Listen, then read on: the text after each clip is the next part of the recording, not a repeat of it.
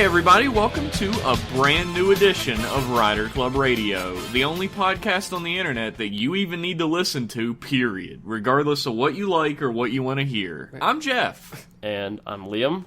I'm Max.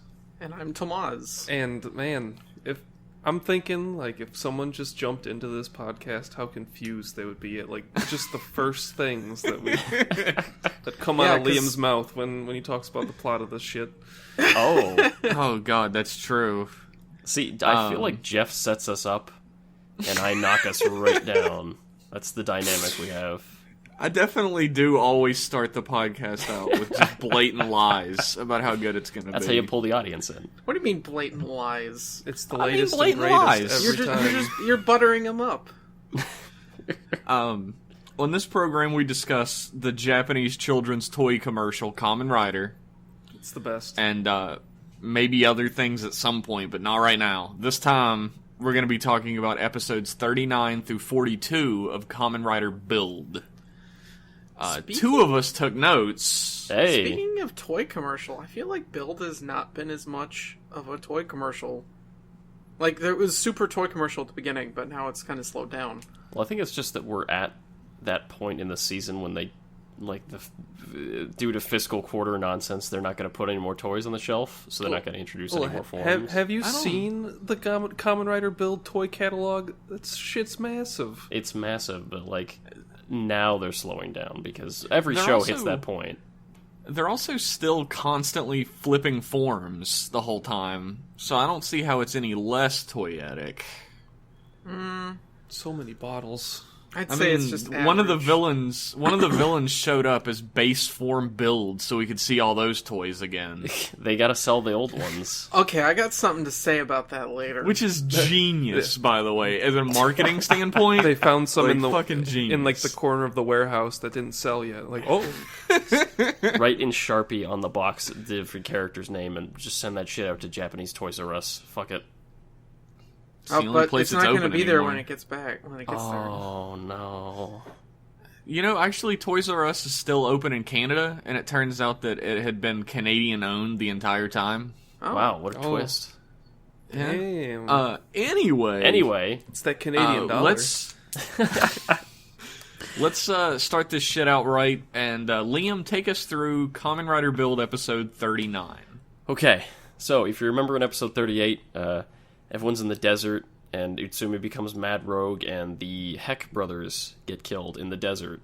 Yeah! Yeah. Thank God. Finally, they're out, and we don't have to deal with them anymore. So, Mad Rogue, Utsumi is Mad Rogue now. He's all, white and purple. He kicks everybody's ass completely. And with the help of Gentoku's smoke gun, they all run away. They do the little smoke teleport that we learned about last week that is an actual teleport that gets you anywhere you need to be. So they fuck off. And they're back at the pit, and they're talking about what they're going to do, and Banjo begins to sort of get little snippets in his brain of Evolt's memories, because he's got the piece of DNA still in him, I guess. He's got Evolt's goo in him. However, that's, still... I thought the whole thing was it removed his influence, but then it didn't, and I don't get it. The only thing I can think of is that when he used the dragon super bottle, whatever it was... He got some of it back. But they should have addressed that. They should have said it. They should have. Instead of getting rid of it, it could have just been suppressed. Maybe he's just got some residual goo in there. Maybe he's just got a little Yeah, it bit of goo happens to me left. all the time. He's got some goo hidden up there somewhere. So he's wipe. He's getting hot flashes where he sees Evolt's memories. So he gets all thrown off and he leaves. He runs out of the pit. And meanwhile, Sento, who still is not Sento, he's just Katsuragi Takumi, figures out right away. He's like, oh, he's maybe got some residual pieces of Evolt left in him. We might have to murder him. And everyone's like, no, we can't do that. We shouldn't. And he's like, we might have to. He's totally doesn't give a shit. And nobody seems he's like, he's your best friend. You can't kill him. And he's like, I don't know that motherfucker. I literally have no idea who he is. So, Grease, Kazumin goes to the park and runs at him. But meanwhile, Gentoku wakes up. He's also beat up. and he thinks back in his life about, he's like, man, if only I hadn't been a fucking giant asshole and shot Utsumi on a bridge, he wouldn't have fallen off the bridge and got found by Stalk. None of this would have happened. He just wanted to smile. He was such a nice boy. Should have aimed for the head. Should have aimed for the head. Should have gone for the kill shot. But he I'm not convinced, but he says, oh, he would have been such a nice boy if I hadn't shot him off the bridge. Because he was such a nice boy before that. He was, yeah. He was on the verge of... pretentious asshole. No, he was never a dick. Katsuragi, meanwhile, completes the genius bottle? Can? Jug? Jug. Whatever you want to call it. Yeah, the genius jug. The genius jug. That's when you mix every flavor of soda into a big... So he makes the genius jug, and he's like, we'll use this. This will be great. It cuts back to the park, where Banjo and Kazumine are fighting, and it turns out they're just doing it to raise their hazard levels. And Kazumine says, I won't kill you, Banjo. I like you too much. Even if you do turn, we'll figure something out. And they're like, yeah, I'm sure we'll figure something out that's really contrived and stupid and made up on the spot. He looks right at the camera. Mm-hmm. I'm sure it'll be really convenient and anticlimactic. We'll worry about that later, though. It'll just be one line, and everyone will just go, oh. Quick. Yeah. Doesn't really make sense in context, but we'll figure it out in the moment. We'll get to that episode later. Way later. Utsumi makes trouble downtown, so the whole gang goes to fight Utsumi downtown. And Utsumi, again, is like, Katsuragi, you built the build driver and all this bad stuff happened. Doesn't that make you feel like you want to give up and stop being a hero? And again... he's like, oh man, oh shit. Someone had a fucking someone reminded scene. Me of the same thing. Dude, the fucking funniest scene in the history of Build happens where Build is like, oh no, he might be right. Let me get real introspective and not look what's happening. And Utsumi's like, here's my sneak attack. Train bottle! He's just standing there. He won't see this coming. It's like, making all stops! Yeah. That's how distracted he is. He's literally inside his brain. So Dude, I was cracking the fuck up during that scene. He's just standing there while he's charging up. The tone of this show has been so weird these past, 5 episodes. Yeah. So, he goes inside his own brain. Katsuragi's in his brain, and Sento is still there, I guess locked away. And Katsuragi's like, dude, your friends believe in you so much because Banjo, jumped in the way of this blow. And I feel for you, your friends. So take the body again, you can have it, You're and so show me much what you can cooler do. than me. Yeah, we love you, Sento. You have friends. I never had friends. You're clearly much prettier and you deserve to live. You are the main rider. So he takes the body back, he uses genius form. It only works when Sento uses it, not when Katsuragi uses it for some reason, because his brain's not in the right place. Yeah, he doesn't have the drive. The crim thing? Drive. He doesn't have the surprise drive. Yeah. Nope. So he puts the genius form in and he transforms, and he begins to fight. And that's the end of the episode. Guys, what did you think of episode 39, the introduction of the genius jug? Is that the title of the episode? Genius jug. I think it's a bottle. I think they call it a bottle. I don't buy they it. call it a the genius genius bottle. bottle. It is I don't But buy what that. bottles do you know that have 3 lids on them? It's it's a share bottle. Yeah. It's the same size as the soda can. It's a fucking Camelback, I guess. I don't know. So, what I don't really get is if it's supposed to have the essence of all of the bottles and he's wearing all of the bottles, then how come other people can still use the bottles? Where didn't they have them? They are the themed bottles. I think they're just I don't think bottles. anybody. Well, I saw who had control of them? Because we see people later on using the build the regular bottles and using the weapons. I think they're all on the Pandora's box panels. But I don't think they're the actual bottles. But there was a bit in, I don't remember if it was this episode or another episode, where he clearly uses the diamond powers as genius. Oh yeah, Yeah. it was in the next It was episode. right. yeah, Aren't the there- next one or the one after or something Aren't there like that. 2 sets of bottles or something? Because Vernage was like, oh, here's some more. Here's what I think. Here's my fan theory, my fanfiction.com theory. Tell us your game theory. Is I think the Genius bottle is actually a combination. It's got the liquid from inside each bottle dumped in there. For sure. Bam. I don't know how he made more. Maybe he just fabricated it in his lab. It was Vernage using her Mars magic. Fuck it. Yeah. She's like, I had this stuff. I mean, it was anyway. She really does bring all the bottles back to him at some point. Yeah. So he probably just took essence out of all of them. Take a drop from each one, and there you go. And then did he give him back to Evolt? Yes, I guess. Evolt stole him back, didn't he? Yes, the box changes hands so many times. I don't remember. Maybe one of you two have notes on it in a later episode. Maybe. Perhaps. I don't, but maybe. I wanted to point out that during this episode, especially, it kind of gets toned down as it goes on, but Utsumi is like just a broke-ass, dangerous Dan in this episode. Yes. Yeah, he's trying real hard. He's like Dollar General Dangerous Dan. Yeah. They're trying to recapture the magic. He does kind of have a dollar store knockoff, like, Night Rogue outfit. Mm-hmm. So Yeah. Mm-hmm. He's just bargain a knockoff bin of everybody. everything, Yeah.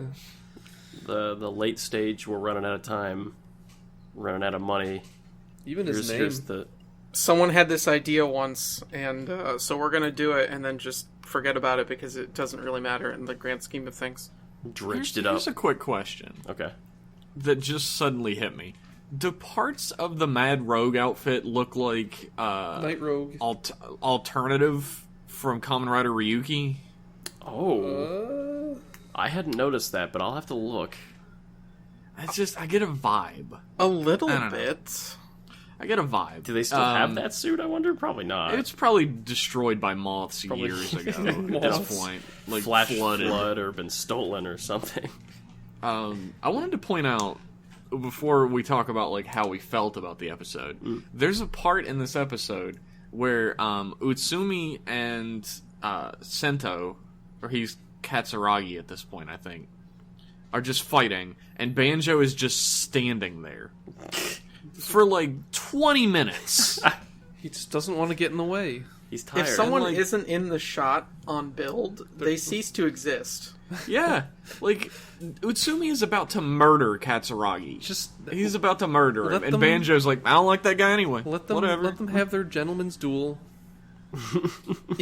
If you notice, it's very rare that any character will come on screen and do something if they don't come on screen and announce that they're there and that they're going to do something. That's true. But he does take the except mortal when- blow. Except when Grease leaps in, and he's like, I was here too. Let's get out of here, guys. Let's go, gang. Hop in Also- my grease mobile. I have something to say. I have a stand I want to take. Okay. Take it. I'm tired of final forms. They're just all of the forms combined. Yeah. Yeah. Tired of it. It's annoying. I want no more of it. I mean, did you like Mugen Soul? Nope. I didn't like anything Soul. The suits were really cool. They're tainted now. Like, I can't look at them. Thing is, like- Same thing with the music. Oh, It's yeah. like looking at pictures of your ex. You're like, yeah, they're kind of attractive, but that's in the past. That's it. Ghost Yeah. is my ex. That's what it is.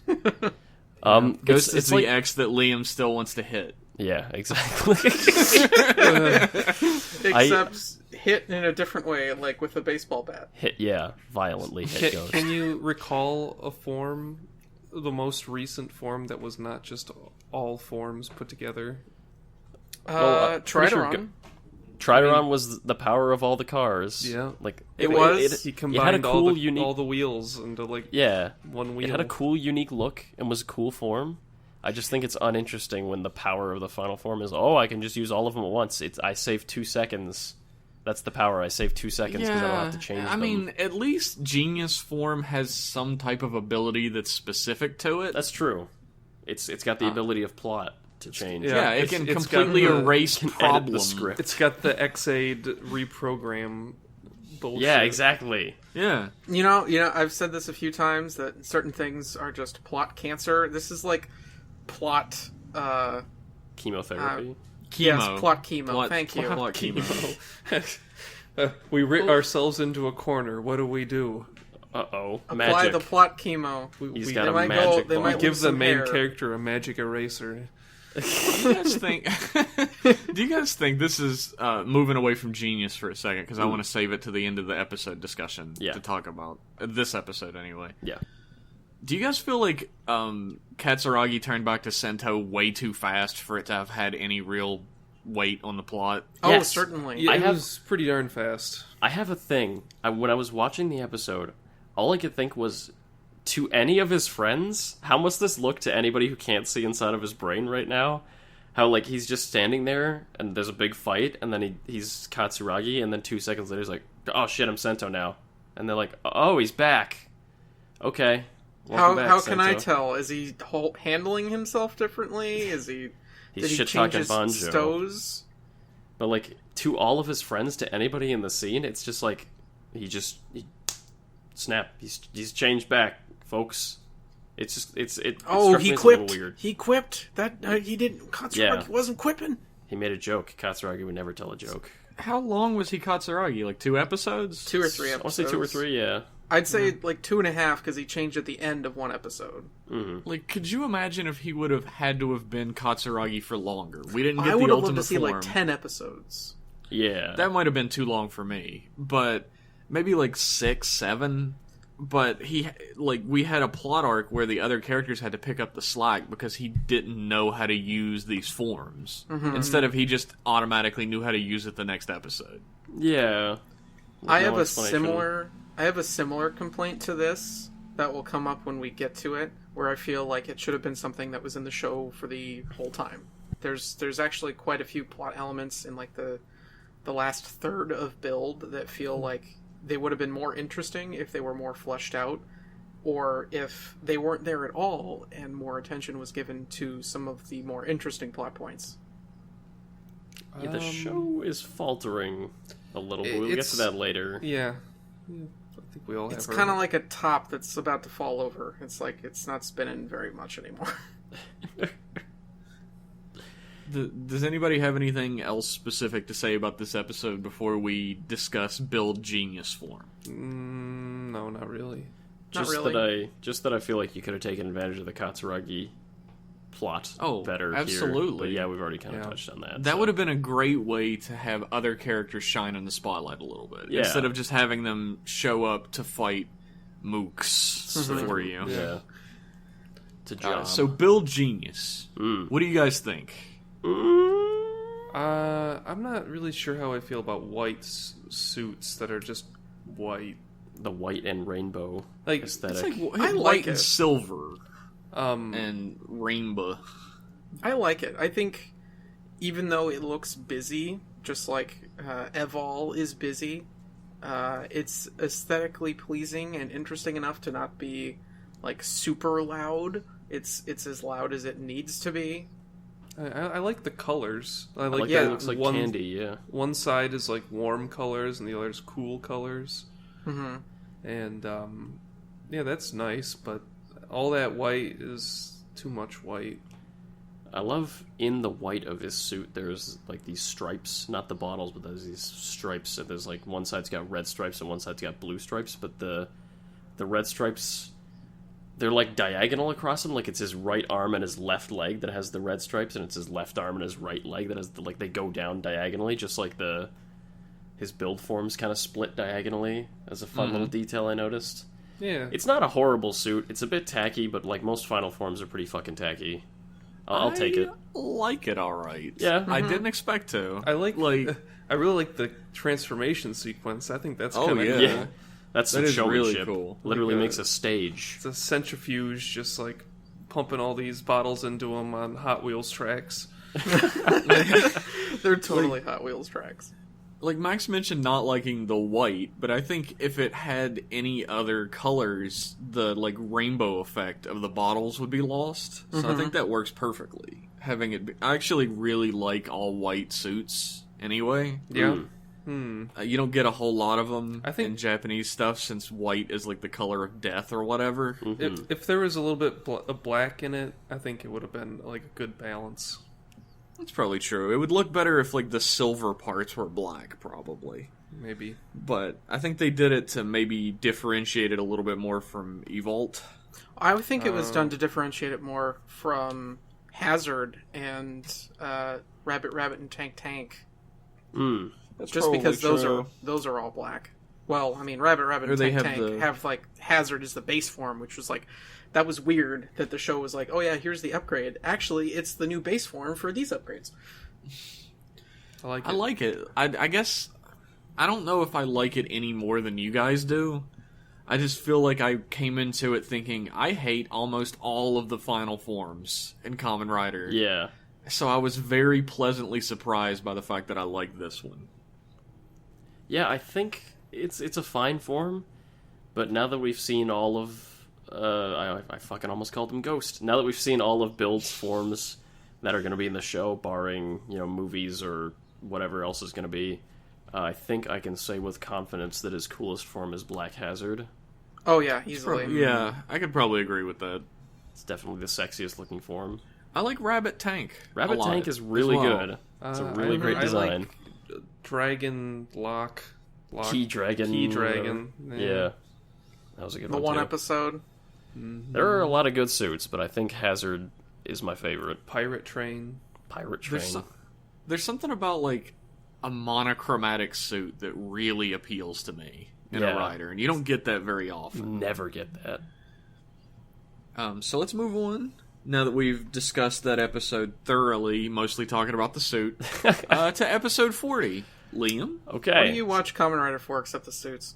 Yeah, really. I'm in a haze while I'm watching it. So, in episode 40, it opens with a little short commercial about how strong the Genius form is and that you should go to your local Toys R Us and buy it.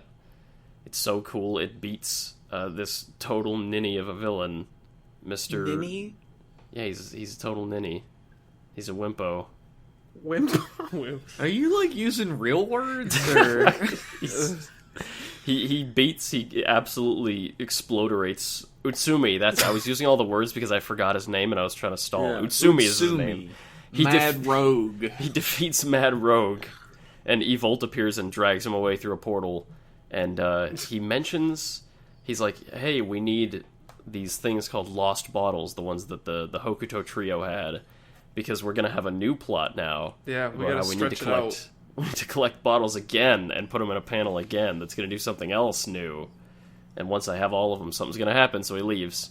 Because I guess no one cares about Pandora's Tower anymore. That Pandora's was abandoned Tower so is... hard. Like, there was that big fucking buildup of, oh my god, they just opened the box and Pandora's Tower was...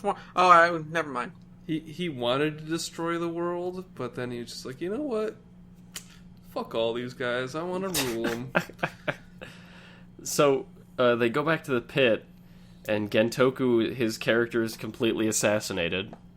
Horrendously. Oh my god. Why did they do this? He's a I big, don't know, giant man. idiot. I just feel like behind the scenes there had to have been a meeting that was like, alright, all of our characters have some sort of comedic quirk. Yeah. We can't have a main rider character not have a comedic quirk. It will stand out too much in our dumb little pit scenes. See, the thing is, like, I love the central conceit behind it that, we've never seen him in his private life. Maybe he likes to play piano or something, but they take it so far.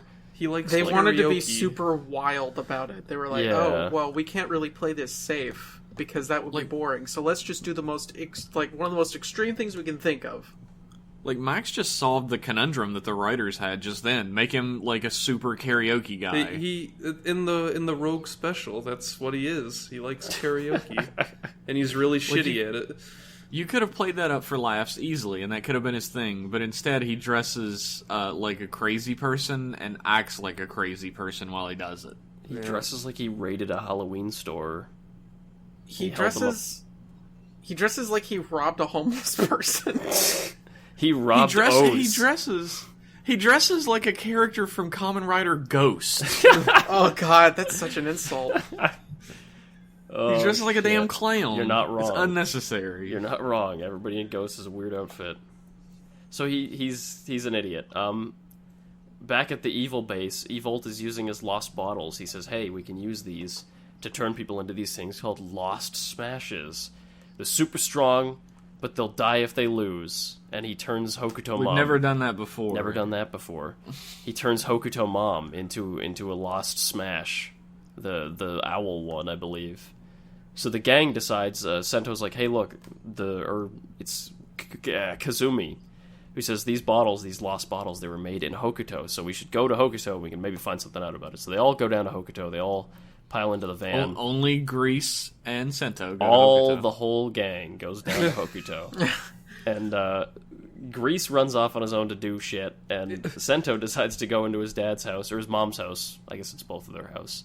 And he loots through the notes, and he can't find anything, but he finds a photo. His mom is conveniently not there. His mom's Yeah. gone because they're I actually was thinking doing other this whole shit. time, it's like, oh, that Jeff had mentioned, like, going back and seeing his mom. It's like, oh, maybe they'll actually show some. No, she's just, like, in a shelter somewhere. They didn't Where- want I to knew earn that was money. going to happen. Wherever As soon as they Nebuchadnezzar started is. mentioning her again, I was like, she's not showing up. That was such a tease. He was really dismissive about it too. He's not like, "Oh, I wish my mom was here." Guess Yeah, he mom's didn't even gone. go Dude, it's visit her. your He- mom!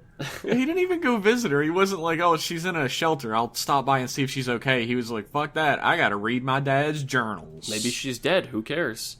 He finds a photograph. God. He finds a photograph taken by his dad of the sneaky boat lady. If you remember from like 26,000 episodes ago, the lady My that favorite character. the lady who Sneaky boat smuggles- lady. she smuggles things across the sky wall with her boat. What was her name? Reika. And he says, "Oh, look, there's this photo my dad took with Reika, but there's a guardian in there, and those are only, 5 years old, I think he says, and my dad killed himself 10 years ago, so something's not right here. There's something's up. Maybe he's still alive." He doesn't say that, but something's not right with the timeline there. Kazumi sneaks into the base. He sneaks into Evolt's base, and he gets caught. Fucking idiot. So they take him and they shoot him up with a dose of nebula gas. And they're like, haha, now you're going to turn into a smash. But he pulls the classic Kamen Rider thing where they power him up before they brainwash him. So he uses the power up to escape and swear an oath to fight them. Of course. Of course. So he runs off and he has a big fight. Hokuto Mom appears. They have a big fucking fight. Sento appears and Utsumi appears and they have a big fucking fight. And Kazumi was given the Dragon Splash jelly by, I believe it was Banjo that gave it to him earlier. Yeah, Banjo doesn't need it anymore. He's got better forms. Yeah, so he gets nearly killed. He's fallen down. He's like, oh god, I'm about to die. But I have this Dragon Splash jelly, so he puts it in his driver. And He puts it in his driver, right? Yeah. He hits that smash down, and you're like, oh shit, what form is he gonna get with this dragon jelly? And you know what great form he gets? Two drill arms. Two drills. Double twin breakers. See, I was Twin breakers. I forgot about that for a brief instant, so he put it in and I was like, oh my god, is it like a robot dragon he's gonna become? That's cool. And then I remembered what Max told me. And I was like, damn you, Max. Damn you, Max. I Yeah, hope that Max told me too, and I erased it from my memory. Like, haha, there's no way the show would be that dumb. Why hope- even bother? I hope someday there'll be someone who like cosplays as Grease and he has like 8 twin breakers. He's just covered in twin Duct breakers. taped all over himself. It's just like, what's the point? I don't know. He's got 2 drills, and he drills everybody to shit. He drills Hokuto Mom. And, Oh, yeah, he does. Ooh. and they go to a forest, and they continue the fight, and Build uses his genius form, and it turns out when your rider kicks someone with genius form, it just does whatever the script needs you to do. So it cures I'd her. like to point out really quickly What? that Bill did not know that. No, he attempted He to kill kicked her. the Prime Minister of Hokuto to try and kill her. And it turned out that it cured her cancer instead. Sucked out all of her gas. He makes that same stupid mistake later with Evolve, but we'll get to that. Oh my god. So I'm thinking he- of it now. Yep. he cures Hokuto Mom. She's back to normal by kicking her. And she's back to actual normal, like pre-Skywall disaster normal. And she's like, oh my god, I've been such an asshole all this time. So everybody is very I shocked. tried to by murder that. so many people. I'm such a terrible person. And Sento's like, no, it's okay. Even though it's not okay. You're good. No, the war's over. Everything's fine. Evolt arrives. He's so mad. And meanwhile, over at the boat lady tells Banjo that Sento's dad is still alive. He's out there. So what did you guys Oh say? yeah, I just took him across on my boat like last week. What? Yeah, I had him over the other week. That scene was so fucking anticlimactic. So flat. Yeah. It's like, hey, have you seen this guy? Yeah, I gave him a boat ride. What about it? Like I feel like you could make it climactic with the exact same dialogue. Even you could be like, yeah, I gave that guy a boat ride last week, but like they don't. They don't The even way try. they frame it, the way they time it, the way everything about it, they say is meant to be as flat as possible for a reveal. Yeah, he just like walks up, asks, and then turns around and walks away. It was like damn. a Netflix detective show where they come up and ask, and you learn that like the murder victim is still alive, but it's like a muted Netflix detective show, so there's no The budget exciting was- moments. The budget was $20, and they couldn't get anybody to emote. Yeah, That's Kamen Rider. that's Kamen The Rider. budget was $20. Hot dogs for all the actors. Did you guys like this episode? Did you not like it? Are your feelings complex? Yeah. I was. I'm gonna say that this is the first episode where I started to maybe not like it so much. Yeah, I'm with Jeff here. I wasn't like on. I wasn't on the hate train, the hate pirate train, but I could see what it was trying to do and where it was going, and I felt like it was stretching out to add more material. And then the mention of, oh yeah, I'm gonna go see if like I forget the reasoning for going to go check in on his mom exactly, other than you should probably go check in on your mom. And then he just dumps that and he starts ruffling through his dad's shit. I think he was there to look through his dad's shit because he thought he might have something to do with the lost bottles. That's why they were in Okuto, because they were developed there. Okay. So that's why they were there. But the mention of, oh, your dad's still alive, it's like, okay, so how many Kamen Rider shows have there been in the last 10 years Dad? where daddy issues become something that wrap up the plot of the entire show? Well, the series not is ending. Let's throw a dad in there. Yeah. Not even just Kamen Rider, now that I'm thinking about it. Like, there's just been a lot of daddy issue shit happening in media Shuochu. recently. Yeah. Fucking a bunch of the Marvel movies are about daddy Guardians of the Galaxy issues. too. Fucking Luke Cage, Ant-Man season and the 2 is Wasp. about daddy issues. You gotta address toxic masculinity. Yeah. Everyone's got to have problems I don't think with their Japan dads. is concerned with addressing toxic masculinity. Toxic masculinity? Yes. Dude, you have the best new AOL screen. Max, you need that on a shirt or a hat or something. Time to make my new YouTube channel where it's just all Quake Frag videos.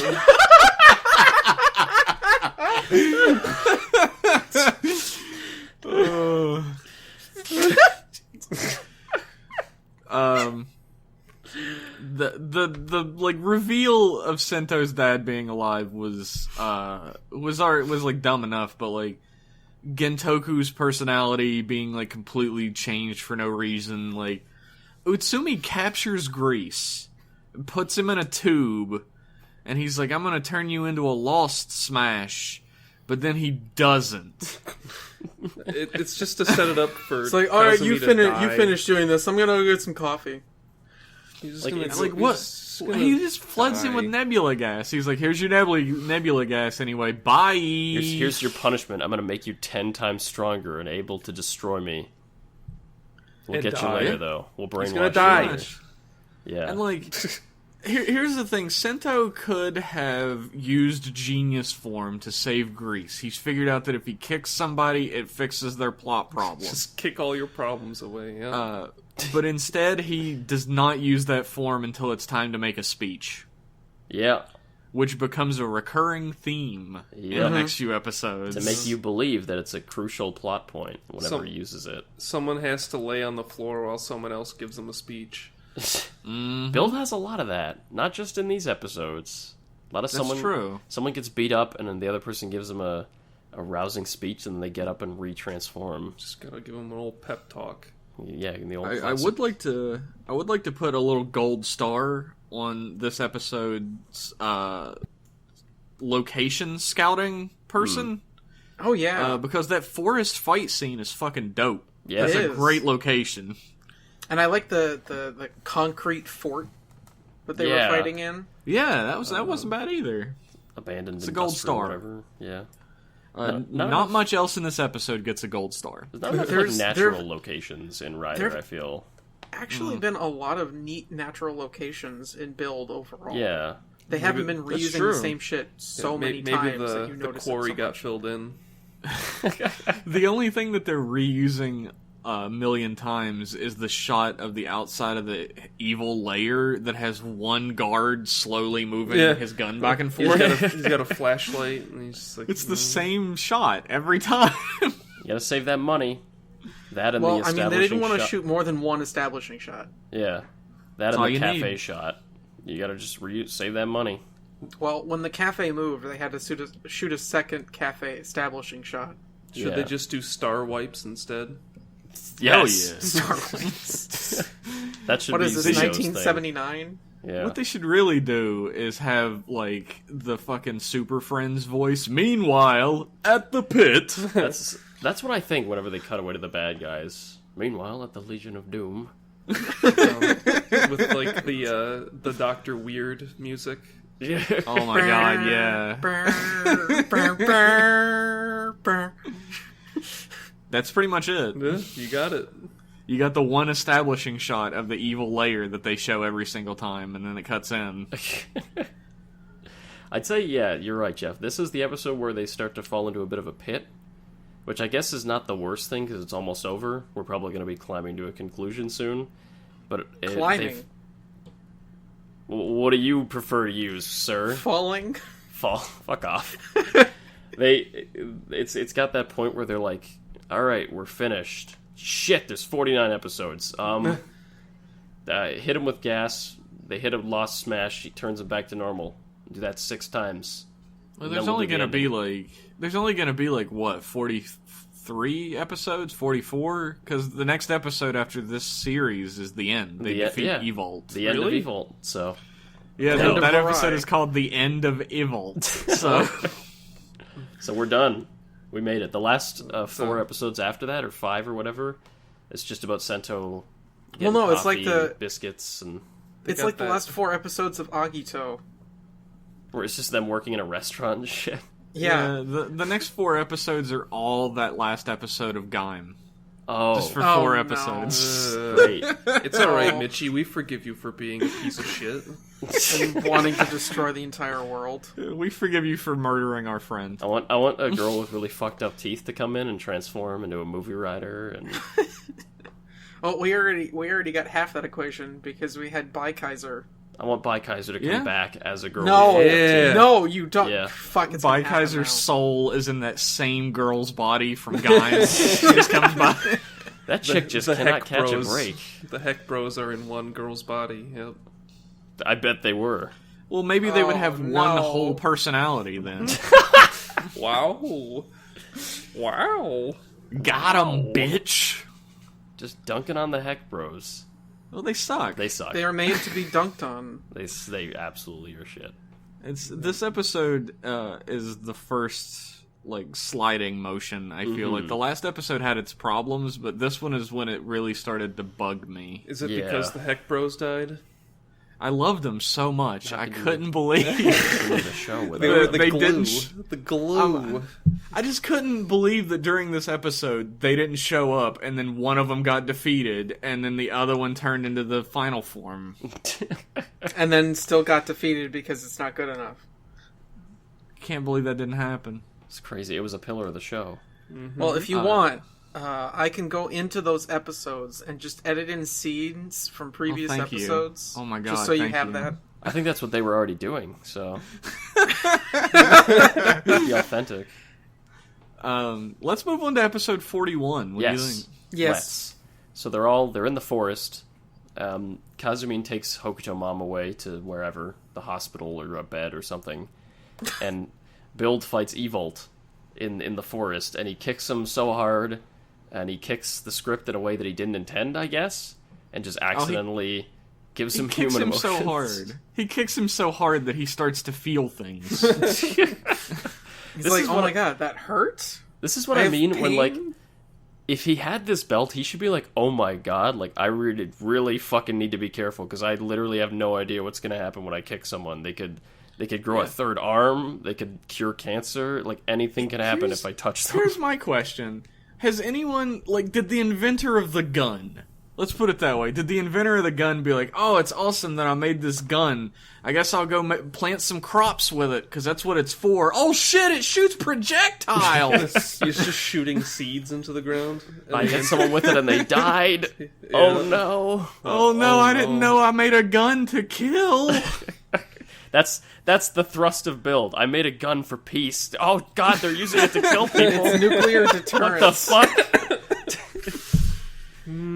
Like, how did you make this thing and not know what it does at all? Yeah, Huey Emmerich. Yeah, well... Maybe Katsuragi built it. Maybe he just never told Sento, and Sento never asked in his brain how to use it. I guess. That must be it. That's the thrust of the plot. That's pretty Kamen Rider. Yeah. The plot would be resolved if two characters would talk to each other. Yeah, I actually feel like in a previous episode, he does discuss knowing what the Genius Bottle can do and intending to do certain things. I would have to go back and rewatch the episode to confirm that, but that's honestly what I feel like it was, and I feel like we were just forgetting that for some reason. Maybe it's part of a multi-stage plan. That would be cool if they came back around and said it was part of something. But right now, looks like I feel like you're filling in for the show to help it out. I don't remember that at all. I mean, I did watch the episodes when they were airing instead of a couple days ago, so... Yeah, same here. I watched them yesterday. I remember what happened then. Okay. So, he kicks him so hard that he starts to feel again. He kicked some human into him. And he kicked some human into him. And they go back to the pit, and Banjo tells Sento that his dad's alive. He says, hey, the boat lady Reiko told me that she was told to give this USB to anybody that came around asking for Sento's dad. And we get the third or fourth dramatic USB drive reveal in the series. Dun dun dun, USB drive. Half the plot in Build is on USBs that they put in, and they click through to find the plot. Yep. So they put the USB in, and it has all the info on it. And we got this direct from the writer's room. Yeah, she does that line too. I want to point this out. They're like, "How did you get this?" And she's like, "Oh, you're better off not knowing." Is that a joke, or is that going to be resolved at some point? It was a joke. I feel like it was a joke the first time, and it's still a joke this time, but it's not funny.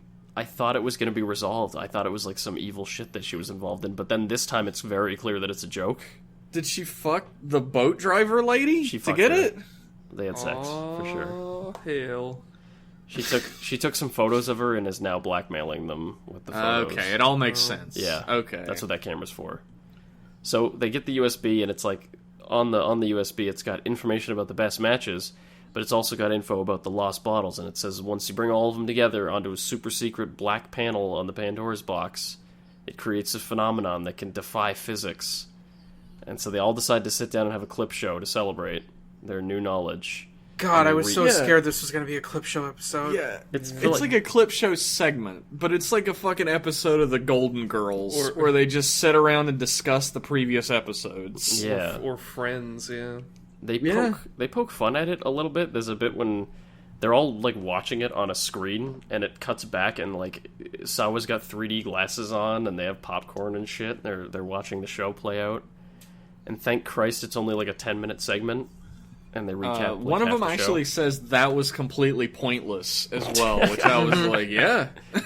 Yeah, it's for all the kids who might have missed a few episodes. Thanks for acknowledging that you just wasted time in this episode because you don't know what to do anymore. Yeah. But it comes to something because they realize that all of the smashes that they fought thus far, they have some connection to the main cast, except for the very first one, who was just some dude. So they decide they resolve to go and figure out what's up with it. But meanwhile, Sento decides to meet with Mitan, and he reveals that the secret of the best matches is that when Evolt was inside Soichi's brain, he was like, I need to put some things in some bottles from Earth, so name 30 things that you like. And he named all of his daughter's favorite things, rabbits and hedgehogs and gorillas and stuff. And And then he says, spiders. spiders. And then name 30 things that could murder those things. And he starts with tanks and guns and trains and shit, and then he tries to protect them by naming stuff like comics and erasers, which is so... So you're saying that Contrived? the only way to Contrived. kill a pirate is with a train? The only way to kill a pirate is to run it over with a train. Oh man, This, pirates must have been was very so- lucky. This is so unbelievably unnecessary to the plot of this program. Yeah. Here's the Like, thing. what did we gain from knowing this knowledge? Nothing at all. But the central conceit behind it, just like with Rogue, the central conceit behind it is interesting. Where like, oh, there's like an emotional like dad reason behind all the forms, but it doesn't work that way. They don't work. I mean- They clearly did not have this in mind when they were designing the forms. Someone must have had the question, like, "Oh, this shit is from Mars, but why is there like a hair dryer and a skateboard? Did Martians have hair dryers and skateboards?" Yes. Oh, That's okay. Dude, look There's at your look at answer. those sick bowls on Mars that you can skate in. Yeah. Yeah. What do you think they were doing? Hanging. I think I would have been happier with that. I would have been happier with, like... Actually, I would have been absolutely happiest if it just never got brought up. Yeah, it's fine. Ever. It's fine to just It's not relevant. Sweep it under the rug. I never wondered about that shit. Or No. They could have just put in one line like, "Oh, they're just memories from Soichi." That's it. Yeah, I just dug around for random objects and animals, and I found just Which I this think- much stuff. I think either it was mentioned before or I heard that previously, and I was perfectly fine with that information. Like, he just pulled from all the random shit that Soichi was Yeah. thinking of. Yeah, which is that's just, fine. Like, that's fine. That works. Thinking of hair dryers and Thinking of- rhinoceroses. Thinking of Naruto and trains. Yeah. So, while they're talking about this, Sawa pokes around. She does some fucking, and she finds out that the random guy that turns into a Smash at the first episode was one of Sento's dad's students. So they track him down. He was his assistant. He's his assistant, and he works in a bar once, or now he works in a bar. So they track him down. He's the man with the dragon ear thing, Yeah, not the dragon tattoo. the man with the dragon tattoo. And they track him and they say, "Hey, we'll meet up with you. You tell us what our dad was working on. Tell me about the black bottles." So they go and meet up, but it turns out he's a traitor, and he turns into a lost Smash, and Sento beats him, and right as he's about to reveal the true nature of the black bottles, Evolt comes and stabs him with a tentacle. Yeah. So they fight. Sento and Evolt fight, and Sento realizes he fucked up because he can feel anger now, and the anger raises his hazard level, so he can kick Sento's ass and take all his lost Yeah. bottles. I wrote this in the notes as Sento and Evolt fight. Sento wins again, but Evolt gets angry baby strength because his feelings got hurt, and he just pushes him over once, and Sento is powerless to stop him from getting the bottles afterwards. You gotta keep those bottles in a zipped up bag or something. You can't, like, what is he just holding them in his hand while he fights? Why doesn't he just get pockets with zippers on them? Get some zipper pocket. They look silly, but they'll do the job if you're carrying Just something get a really fanny important. pack or something. Get Just some like, clothing from Tetsuya Nomura. yeah, Or some all the Jinkos. zippers you need, baby. Jinko. Jinko jeans fill them pockets up. You can put a baby in those pockets. Because he slips and falls down, and those bottles go fucking everywhere. I mean, we've seen this otherwise in Build. Like, my favorite is when he'll slip and fall down in a crucial scene, and 30 bottles will fall on the ground. And It's like, These bad are ours guys now. in beat 'em up games where you just Yeah. punch them and all their loose change falls out. it's flying out everywhere. I wouldn't even mind if if they beat them up and then rip them out of their pockets or something like that. Yeah. But then I you don't have know. to give the suits pockets. Just have it. Okay, they beat them up. They kneel down next to them. They reach down, but like the camera angle is off camera. So like they're reaching down behind them. Yeah, Yeah. kind of like they reach down where you can't see, and then they pull it up and they got the bottles. I don't know, something like Reaching that. into hammer space. Reaching into hammer space, exactly. Yeah. I do love that's when not they the all bottle. go. I do love when they all go flying and there's just a loud clattering, and then the villains have to like pick them up one by one, like whoop whoop whoop whoop. I'll take these. Trying to look cool. But he takes them all, and it cuts to the villain's base, and it turns out that Sento's dad is a bad guy, and he's working for Evolt. Dun dun dun. God damn you, Papa Katsuragi. Dun, dun, dun, dun, dun. What did you guys think of episode 41? Fucking Gold Drive. Gourd Drive. Yeah, Gord drives back, baby. Well, next episode, Gourd Drive is back. He's a dad in a suit. He's gonna beat up his son, teach him a thing. It's This episode, the clip show made me mad. Like, every time a show has a clip show segment, I get pissed off. Because I'm like, you could have literally just done an episode of them hanging out at the pit and made it a comedy thing, and it would have made me less angry than clip show. And the comedy wouldn't have been as contrived as it is in so many of the different segments in, like, the last 10 episodes, where they're trying to do something serious, and then it's just someone cracks a really inappropriate joke, they all kind of laugh, and then they just go back to what they're doing. the classic. It's just... They're just buying time. I don't know. It is just buying time. But at the time when it started, I was like, oh my god, you have to be fucking kidding me. Yeah. And then when it ended after 5 or 10 minutes, I was like, oh, okay. Thank God. I was thinking, like, should I skip this? Like, I was also thinking that. They've done this, I think, once before. Maybe twice, but I know at least once where they'll sit down and be like, let's review the plot so far. And now, the conclusion. Yeah. And it's silly. It's not as bad as, I hate to disparage such a great show as Kuga. But Kuga has a really egregious clip show episode in the middle part. That's true. Where it is literally just a narrator being like, here's Kuga, he fights for justice. Here's 20 minutes of clips, you stupid fuck. And you just wasted your time watching it. So this isn't as bad as that. Did this Showa era have clip shows? Not that I remember, no. None of the ones I've seen. Maybe. Maybe I some, feel maybe like, some I haven't I feel seen. like when Rider 2 was the main character of the original series, there may have been a clip show. Because I was But I just don't know. thinking, I was thinking that clip shows might just be something that was done, with older television, just because you couldn't just go rewatch an episode. It was like, oh, it aired, and that's done. Yeah, the internet didn't exist yet. To catch up But- on something. Pretty sure Black and Stronger didn't have any. That's what I remember. V3 doesn't. I Yeah. don't think so. It has like recap portions like this, but it doesn't have an actual clip show. Yeah. But I mean, Interesting. this was like 5 or 10 minutes, which is kind of like egregious in a 20-minute show or whatever. But It was thankfully less of the episode than I expected it to be when it started. Yeah.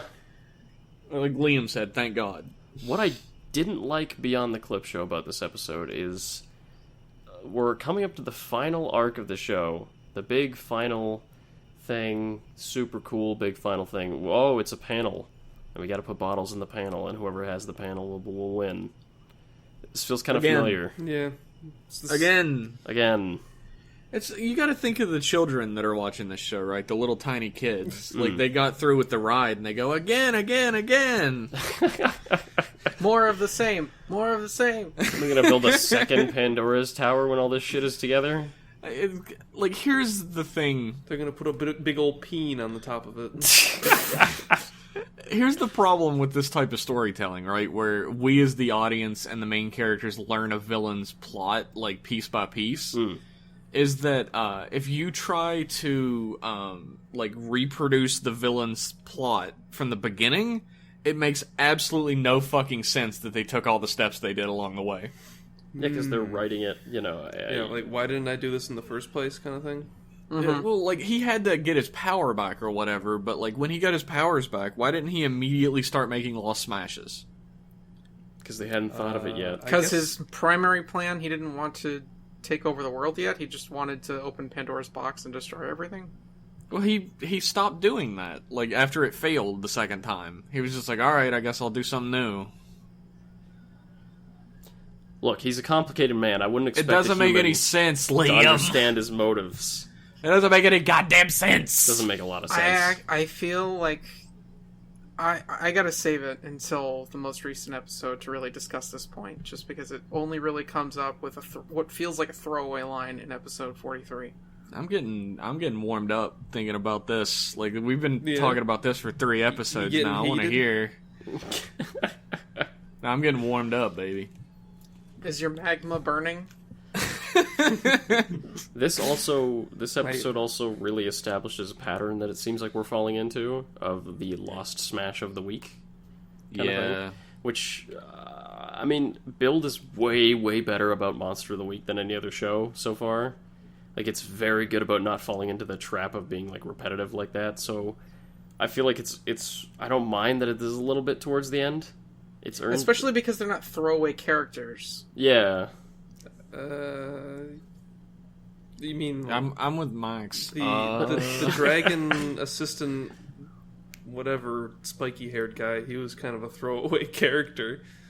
I mean, the PM became a throwaway character too, like when she lost control of her country. So. Yeah, after she cried on her knees, she's probably not coming back for the rest of the show. She had an arc, though. What I mean by throwaway character in this instance is it's not someone new that has no relevance to the story whatsoever. Yeah, like it's not like man on the street. Yeah, like we met this guy. And now he's got a monster problem, and now we solved it, and we'll never see him again. See ya. The guy that he fought, like the spiky-haired guy, literally just appeared in the first 3 minutes of the first episode of Build, and then he came back this time. Okay, but just this guy. All the others are established characters. Yeah, I mean, I'm not trying to disparage the idea that these characters matter more than, like, a shitty, like, who cares of the week villain. Yeah. I completely agree with that. I also agree with the fact that Build has earned having this for a little while. Yeah. What really bothered me about this episode is how unbelievably contrived the fight with Sento and Evolt is, so that Sento doesn't defeat him right now. Yeah. It was some Sento is shit. all fired up. Sento's all fired up. He gave his speech. And he's in his final form, and he's slapping Evolt around like a fucking baby. And, slapping babies like you do. You probably shouldn't do that. You probably shouldn't. Why do you go there when it comes to slapping, Jeff? Would you care to share? He's like beating him up, right? Like you beat up babies. Well, no, he's slapping him around like he's a fucking nut and he ain't shit. And then Evolt's like, I'm angry now! And Sento's like, oh no, I've never dealt with an angry villain before. I better fall over. Whoops, I didn't expect him to shove me. He can't get back up. Yeah. I didn't And he's like really attack me. hurt. Like he gets punched like 4 times, and then he gets kicked over, and he's like, oh no, oh, I don't have the wind anymore, I can't get up. The wind? I don't like that fight. Yeah. It's pretty stupid. The throwaway explanation, well, it's not a throwaway. The explanation of, oh, well, he has emotions now, and so his hazard level can go higher. I liked the whole hazard level thing to begin with, but it's become this thing that they mention so often that I'm just completely losing interest in it. It's like a plot contrivance at this point. It's basically like a Dragon Ball Z power level, where it's like, actually, now I'm level 1 million. You can't defeat me. The way And I I have more to mention about the hazard level again later. There's some hazard level shit later, yeah. I have something to mention right now, Okay. unless Liam, you wanted to spiral off of that a little bit. I wanted before I to get something to it. real quick. Go for it. I want the emotions thing to end. I want the show to end not with a fight, but with Evolt realizing that he's an evil man through his emotions. Realizing that he's an asshole. And he's like, oh my god, I've done so many bad things, I'm sorry. The end. What I was actually going to get into, That'll what I was never actually going to say, What? is I was going to bring you guys a nightmare scenario. What's that? Evolt realizes through human emotion that he's a monster and what he's done is unforgivable. And then Katsuragi Shinobu kills him and takes his power and becomes the final episode monster. Gord Drive. Or Nightmare scenario. would it be better? Oh, Would it that's be not a better if nightmare. Evolt Nightmare just, Evol. just poochied and he's like, I'm gonna go back to my home planet now. Yeah. My people need me. Evolt died on the way to his home planet.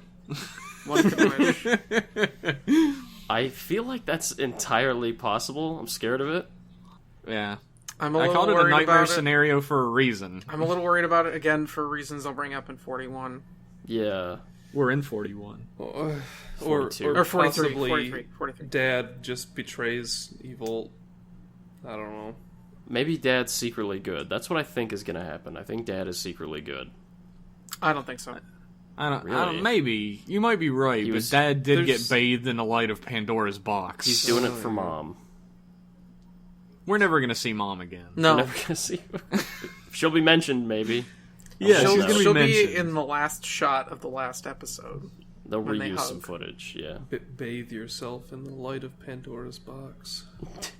It's kind of sensual, isn't it? Yeah. It sounds like something I'd Waters pick up of at Lake Lush. Minnetonka. Bathe yourself in the light. I got what you were putting down. This is a fucking cologne commercial, or No, like I said, Uh, it's like something you'd pick up from Lush. Like, bathe yourself in Pandora's box. The Yeah. light of, it's like a bath bomb. yeah. So on to episode 42. Speaking Anyway. of bath bombs. So everyone's back at the pit. This is one of my favorite parts. Everyone's back at the pit. We, the audience, know that Sento's dad is evil, but the characters do not. Keep that in mind. Because they're all sitting around talking about Sento's dad being alive, and they're all like, he's probably evil. It's the only explanation. That's why we haven't talked to Yeah, him yet. he's working with evil. I just know it. We don't have any evidence, or we haven't seen anything or talked to him. Definitely evil. Sento does mention that he was as close as could be humanly possible to the light of Pandora's box. That's true. That's true. But they make a couple. They make a leap. Which makes you into a horrible, horrible, conquering monster. Yes, that is true. So they all figure out that Sento's dad is evil now. And they're all talking about it, and back at the evil base, meanwhile, back at Evolt's, like, house, the baddies, wherever he His lives, beach his house. lair, they decide that, oh, we're out of subjects. We don't have any more subjects to turn into hard smashes or fucking lost smashes. We don't have any more characters. So we'll use the riders. We'll track down the riders. We'll beat up the weaker riders and turn them into lost smashes. That'll be great. A solid plan. Solid plan. So, to this end, they attack the Toto government office, and there's a big fucking fight. Evolt is at the Toto government office. Mad Rogue is on a bridge, like 5 miles away, overviewing, surveying, I guess. So the gang splits up and goes to fight, and Evolt fucking makes a black hole above the government office, the Toto government office, and just destroys the entire building. The weakest black hole ever. And the best thing about this is that his destruction of the government building means that there is no more government, and he can take over the country with no force necessary. Turns out it was one building. They were all in one building, and he got all It's of a it. child's explanation of There's government. no government anymore because there's no big building.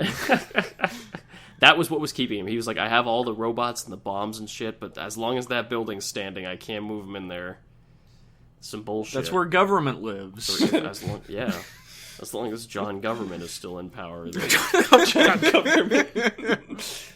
They destroyed Bill on Capitol Hill. So while Evolt is destroying the building, Banjo is fighting on a bridge, and he gets so mad that he reaches hazard level 7, and he keeps seeing memories of Evolt, and like when he looks at the black hole, he sees memories of Mars and stuff, and it awakens hazard level 7 in him, and he takes the dragon bottle, and it turns like silver when he touches it. Please buy. Please buy the new silver dragon bottle. We need to get rid of all the ones that didn't sell. This is a Tamashi Web exclusive. $400. So a mysterious build appears in a cloud of smoke. It beats the shit out of Banjo and runs off. And everyone's like, who was that, I wonder? But yeah, the country is finally united under Evolt, who is disguising himself as Sato's prime minister. And Neato. yeah, and Utsumi is like, hey, great, okay, we've united the country. Why are we trying to destroy the world again? I live here. And Evolt's like, shut the fuck up, Utsumi, just keep working for me. And Utsumi's like, okay, that's yeah, fine. bitch, whatever. I'll do what you say. You've provided an acceptable explanation. And then he looks away and he says, I'm definitely not going to turn traitor against Evolt before the show's over. No. Utsumi's a stand-up guy. He would never do that. Utsumi is He's never done it before. I've never betrayed anyone. He's gonna die in the fire of Mount Doom. Oh, for sure. Yeah, he's. Oh yeah, he's the 100%. Golem. Oh, damn, that is a apt fucking comparison. Yeah. Yeah, he's gonna grab the fucking thing and then just die, like the Pandora's box. Or He's Evil about as Driver. whiny and complainy as Gollum. Yeah. Now So- I've got the black panel. Hee hee. And he gets.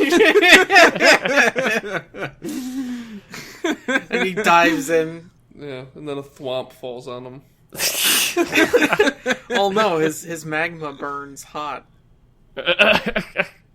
Sure.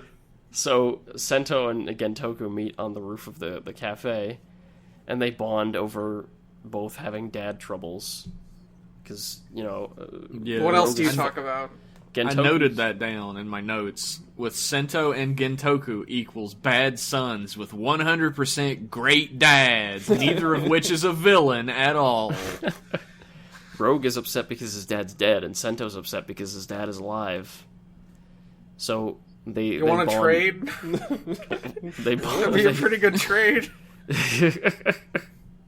They bond over that. I guess we're pretty similar. We're almost exactly the same. So Utsumi is making a false flag rider attack on the town. Meanwhile, he's like, "Hey, I'm one of the Kamen Riders, and we're dickheads. Yeah. We're destroy stuff." We're bringing up the Rider Insurrection, which is a great name for a shitty movie, if they want to make that. So they decide to go and deal with that. They split up again. Sento and Gentoku go to fight Utsumi, and the other guys go to fight some robots. And they get completely bodied, and a new build appears. And surprise, surprise, it's Gord Drive. It's Sento's dad. Big Papa Katsuragi, and he's mad. And he's so angry. He's like, I didn't build the build driver for nice shit like love and peace. I built it for hate and war. It's only made for murder. I feel like it's obvious. It's a weapon. And that's how the episode ends. So what did you guys think of episode 42? Stuff happened. I didn't care for it that much. You didn't care for it. There It was some flashy fights and dumb things. It was kind of forgettable. It wasn't that bad, actually, but, there's one thing that really made me laugh that's, super Kamen Rider that happens all the time. I can't blame Build for it. But they run up and, Sento and Gentoku run up on Mad Rogue and a Smash. And they both transform. Gentoku transforms into his base form, which is the only form he has. Mm-hmm. And Sento transforms into his ultimate world fucking destruction, rewriting the script form. And Gentoku fights Mad Rogue while Build Genius fights a fucking Smash. Exactly what I was thinking. Why did they pick the fucking opponents they did? So Gentoku gets his shit rocked. So we can have drama. So we can have somebody get knocked down and almost die, and then have someone else give a speech. So we That'd can be get funny. up. Sento just heads for the smash, and then Gentoku's just like, okay. Shit, really, dude? All I right. guess I'll do this. He has a personal vendetta against him. It's like, I should have finished the job. And I thought that in this episode, Gentoku would have some kind of weird, I don't know, energy surge power up thing, but he just falls on the ground. He just gets beat up. He gets kicked. Yeah, he gets beat up pretty bad on the ground. He's Yeah. laying there getting kicked in the stomach. Here's the thing, right? If I was in a fist fight with someone, let's say I went to a bar and a guy slapped my ass and I got into a fist fight with this guy because I didn't find him attractive, right? You wouldn't Gotcha. go, And- ooh. We've all been there. I don't find this man attractive, so we fight. Yeah. Yes, that's how it And, works. Toxic we- masculinity, yep. We trade a couple punches, and then he says, "Your relationship with your father was never what it should be." I'm not That's gonna why go. anyone is in that bar, honestly. I'm not gonna go. Oh no! I forgot I'm in a fight. My daddy. And I hate that. I wish they would stop doing it. And it happens so often in these episodes too, where Build once again is like, I thought the build driver was built for peace, But now I know it was built for war, and that means I can't use it for peace anymore. That means I have to give up and let everyone die. Even though It's I've the been only using course of it the action. way I intended to use it this whole time, it's all invalidated. Literally nothing like- has changed, he's but I like, feel bad. He's This like happens snapping again towards next Banjo. episode. Give me another speech. I need one.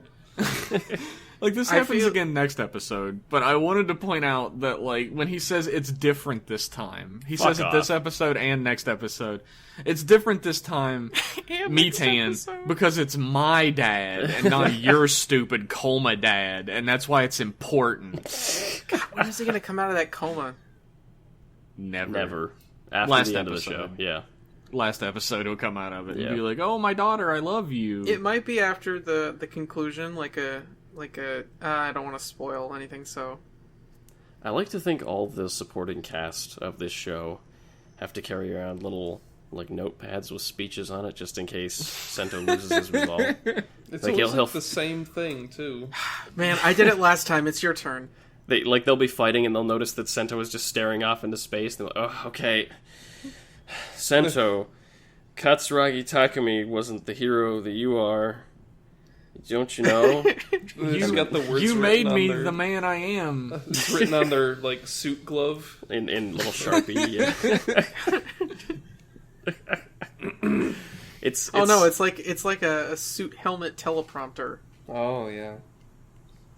Get your shit together, Sento. Oh no, I wasn't supposed to write that. Hold on. No, I noticed I was thinking something related to that while watching episode 43. I was like, at first Sento was like a very strong character that constantly was like in charge of what he was doing for, I'd probably say, for about 9 episodes, and then every point after that it was slowly turning into this.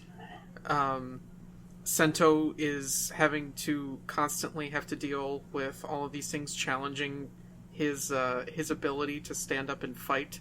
He's got to deal with some And- baggage. He has to deal yeah. with lots of baggage, and it's not that he's always dealing with new baggage. He's always dealing with the same baggage. He's a little ghosty. He's a little tiny bit ghosty. I know that's fucking terrible to say. I'm sorry. I like the character of Sento a lot. But especially these episodes that we're talking about right now, They he really gets highlight a it. wee bit ghosty. Man, No, I would sort of agree, just because there's so many times you can only deal with the same baggage in the same show so many times. Like, of course, if you have a conversation in real life with someone about something that's bothering them, and then they feel better about it, that doesn't mean the problem is solved and they'll never have to deal with it again. Because that's not the way the world works. But in a It's television true. show, that's Yeah. how that works. It doesn't make gripping television that somebody has to deal with the same problem every episode. Well, it can be gripping television if they're constantly dealing with the same problem. It can't be gripping television if they're constantly dealing with and solving the same problem every couple episodes. It's like, that was the Leave it same to Beaver solution you syndrome. got last time. Were you not listening? Yeah, that's some fucking Leave It to Beaver syndrome right there. Like, it's the same life lesson every episode. what is it? Don't be an asshole. Yeah, on Leave It to Beaver, it's The certainly life was. lesson is leave it to Beaver. Oh, The life lesson on Leave It to Beaver is stop being a little prick. Respect others. Listen to your fucking father, idiot. Well, Well, in this I mean, case, I guess that's Not- a not in lesson this it case. builds Yeah, in to. this case, you want to not listen to your father. Well, no, Gentoku did. Yeah, it's true. Some So- people Don't listen to your father if he was bathed in the light of Pandora's box. The dad situation is increasingly complex on this show. We'll have to. Yeah, either your dad is dead, alive, or in a coma. Those Were are the you three or were you options. not in contact with Pandora's box? Let's move on Let's move on. That's all we to have to the say. final about 42. episode of our collection. So in Episode 43. episode 43, The Dad Issues collection. the dad issues all coalesce into a super dad episode. So dad is there. He reveals that he's evil. He says, Sento, I've been away for a long time. I'm evil now. The build driver is made to kill. So they I'm all... just thinking of just someone saying that. BT dubs, I'm evil now. I turned evil. Remember when I told you and your mother that I was going out for a pack of smokes? I went to go I'm turn evil evil. So I got evil smokes instead. Can I get a pack of evil smokes? Oh yeah, thanks. Hey, let me get some menthols. All we got's evil smokes. Well, fuck, I guess I'll take Some them. evil menthols. Oh. So he fights the riders and he kicks their asses, and the reason for this, they're like, hey, he's only base form build. How is this possible? And Dad goes, the build driver was originally made for me, which means when I wear it, I'm as strong as the final form. And when you wear it, I'm you're The not. best suit was build. originally meant for me, so it fits better around my buttocks, so I can fight I have far more powerfully. There's more stretch in the crotchal region, and it really helps with the kicks. So I wanna see that dialogue straight faced, and like you're seeing the person in the build suit like gesturing and like readjusting. He does like a full circle with his hand around his junk. And he's like, "There's more room within the crotchal region." Yes, please. very And it could well also be ventilated in the down Gord there. Drive voice. I would not mind. So, what the fuck were we talking about? So, Banjo gets really mad, and he piles on top of Sento's dad, and he's gonna win. He's on top of there, getting the ground and pound in. He's just punching his Whoa! face. And Oh, and Sento is very emotional because of all the things that are happening, and he punches Banjo off. He rescues his dad, and the dad escapes. Oh, he like transforms last minute and Yeah. fucking kicks him. And it's like, Yeah. are you sure you want to be kicking him? Because you don't know what that's gonna do. Yeah, I would like to read my notes for this part. Okay. My note for this part of the fight. Because by this point in my note taking, I had given up on leaving real notes for myself.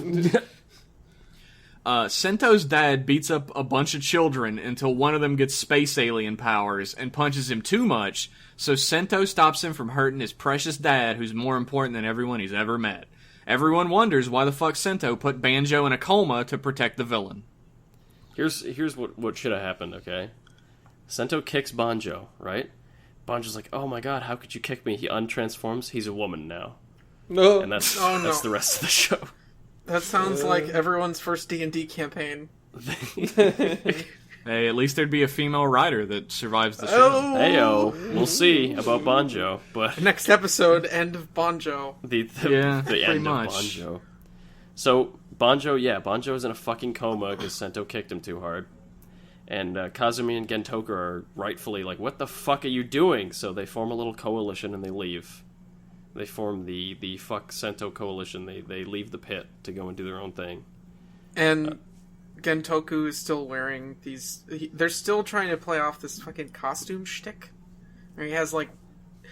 Maybe they think that people liked it, and so they keep doing it. And I'm just wondering, why the fuck you... And even the characters in the show are, like, drawing attention. It's like, why don't you use your words? Or were you wearing that the whole... Or, like, how long were you wearing that shirt? That gag was funny to me. I got a good chuckle I out of that. got a chuckle out of You that. like too. the word shirts. Yeah, Yeah, and he's they're- not wearing like a huge pink gown with like a see-through jacket. So Yeah. I'm Like, cool if it with would have that. been the word shirts the entire time and nothing else, I think I would have been fine with it. Yeah, they're at the bridge. What happens, for those of you who don't remember, they're at the bridge, Kazumi and Gentoku, and Kazumi's like, let's form a coalition and go and start doing stuff on our own. And Gentoku rips off his jacket, and underneath is a shirt that says agreed on it. And there's like a beat, and Kazumi's like, how long have you been wearing that t-shirt? It's a really goofy moment, and I thought it was the one thing they did with Gentoku that actually landed. The one, like, gag that I can landed pretty feel well. through the internet right now Tomas sitting there in total disbelief that we like that fucking No, joke. I'm just sitting over here like, no, I'm not, I don't feel the same, but that's okay. But yeah, Now, they, if you guys were total strangers, I'd be over here fuming, but you're my friends, so I course. respect you. So Kazumi and Gentoku, they leave. They form a team. They go, and Sento is meanwhile talking to himself in his brain. He's talking to Katsuragi, and he says, "Why is Dad evil?" And Katsuragi says, "It's probably because he believes that he can't. He touched the Pandora's box light, but it should have dissipated when he became a rider." And Katsuragi says maybe he just thinks he can't go back after helping evil. He's just in too deep, and You just can't turn away. They don't know. They're brainstorming, but nothing's coming out. Evolt, in like the fastest plot point ever, lures Mitan into a trap. Like, you just see her walking into a room and be like, "You said I could help my friend Sento," and then Evolt walks in and is like, "Yep, you just gotta let me stick you in this trap." So he traps her and turns her... Sora is the dumbest motherfucker that ever lived. No, she's not the dumbest. They just use her to do something dumb because the writers didn't have anything... They didn't have any better ideas. She made this decision in universe. She's dumb as fuck. She got a phone call from some guy and was just like, "Oh yeah, I guess I'll go meet up with him." She knew who he was because she wasn't surprised when he stepped out. Can you imagine if at this point, like this late in everything that's happening, you still trust Evolt to help you with anything? Like, you know Evolt isn't your father. Your father's in a fucking coma in a bed. But he looks exactly Evolt like has my tried father. He's tried to destroy the world like a million times. And she's like, "Well, he said he'll help me. What reason does he have to lie?" Yeah, surely That's he has. definitely not the fault of Misora. That's just the fault of the writers doing something because they wanted to use her to make a Lost Smash, and they didn't have a good reason to get her out there, so they just made her do something stupid. Well, technically, everything... You can't blame people... you can't blame people outside the universe for things that happen inside the universe, like... We are already implicitly blaming the writers by blaming Misora's a dumb motherfucker. Yeah. There's no way around it. Okay. She did a stupid thing. So she gets turned into a Lost Smash so she can be the Lost Smash of the week. Sento goes to fight her in the abandoned warehouse on the edge of town. Dad arrives, and he says, "Hey, Sento, you can fight this Lost Smash if you want, but because of Vernage and science... if she loses, she'll die, because Vernage is fucking everything up. So even your genius form won't work, I know, because of Vernage. We did tests. So I know all these things about you and your form in Vernage because, forget it. He's bluffing. I love that a villain says, "Hey, Sento, your ultimate form won't work. It'll kill her if you use it." And he's like, "Oh shit, alright, I won't use it anymore then." Damn, that was easy. Do this every episode. So he fights her and he doesn't know what to do, and just as he's getting his ass kicked, Banjo arrives, gives him a speech while he's on the ground. He fights. Sento gets up to fight, and he solves the problem by kicking Vernage, Mitan, Lost Smash, into Banjo so hard that the Martian Queen Vernage gets knocked out of her and into Banjo, which cancels out the alien DNA because the evil DNA merges with the good DNA and cancels out his DNA and fixes Mitan so she doesn't die. Science rules. Science rules. He kicks her and it fixes the script to do anything. So Banjo gets the rabbit bottle and it turns gold, and Evolt, meanwhile, catches the super secret coalition of Kazumin and Gentoku sneaking into the base, and he's going to capture them and turn them into Lost Smashes. So that's 43, and that's all our episodes this month. What do you guys think of 43, the final of the crop? That one was legitimately dumb. This one was egregious. Yeah. I'd say this was probably my least favorite episode of Build so far. Yeah, I can agree with that. Tamaz, I am dying to know what you've been saving up for the whole podcast for this episode. Okay, so my big thing with this is Sento's dad could be an interesting character if used correctly. However, they've only used him in the last few episodes as sort of like a last-ditch effort to stretch the plot out. Whereas, if they had revealed in, like, say, episode 19 or 20 or something, like, not too long after we learn all about, not necessarily Evol, but about the evil shit going on, and that he's, I forget it's not Rogue, it's I forget the name for the Stalk? Stalk. Yeah. Bloodstalk. Bloodstark. If you learned earlier on that Sento's dad was working with him, because there's a hint of a suggestion from Evol that Sento's dad is the one that really actually has all of these plans, because he's making the jokes like, oh yeah, is this one like just planned as well, which kind of got me thinking that maybe Sento's dad is the one that was giving Evol all of these plans, which means he would have been like the actual person pulling the strings, and Evol was just sort of like the person that appeared to be pulling the strings, except he was just doing it for Sento's dad because he felt like he had a plan. Guess And that's where that would- Stalk is getting all of his gizmos from too. Yeah, because I was like, why the hell does he have like all of the technology that his son made, that you see him making in the show for all these different forms as they purify the bottles? It's like, why does he have the pirate train bow and arrow? Why does he have the Hawk Gatling gun? You know, Why does he have the of those goddamn things? splash driver? Why does he have the splash driver? He had the hazard trigger too. He's the one who gave it to Sento. Yeah. Because So- fuck you, Mars Magic. But that's so fucking lazy. I know. I would've been- think it would have been way cooler if you learned way earlier on that Sento's dad was working with him, and no one on, and then you don't learn, like the main cast does not learn about all of this Sento's dad stuff until the point in the show where it's revealed to us now, because If there would be Sento's so much dad- more tension around it. If Sento's dad does turn out to be the final villain of the show, then having him operate as the dude in the fucking gas mask or whatever for the whole show and seem like he's pulling the strings every now and then would have been a great way to lead into that. Yeah. If he's just a part of Evolt's plan, then I guess I can live with him just showing up now, but it is lazy. Yeah. It's just like they've held him back for this long for almost no reason. It's like Just when a another reveal. Agito shows up in Agito. Like, I didn't really like him that much, and it felt like, oh, well, we have to have another villain to come in here, and then he's a villain for like 4 or 5 episodes, and then he starts, like, helping. I forget exactly why. I didn't mind so much. Like, I just thought he was kind of a silly character. And then he dies. And then he dies. He was pretty superfluous, yeah. Which could be true of Katsuragi Shinobu for all we know. We might look back on this show and be like, man, why did they even put him in? It could be, but it feels like more of a gold drive, and it's not a good feeling.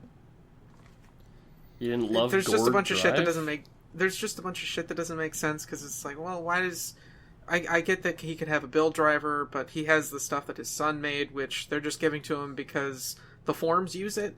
But they actually went to the trouble of making all of these plot reasons for the main character to have all this shit, and then later in the show they run out of ideas, and so they just give it to him because it's just Kamen Rider.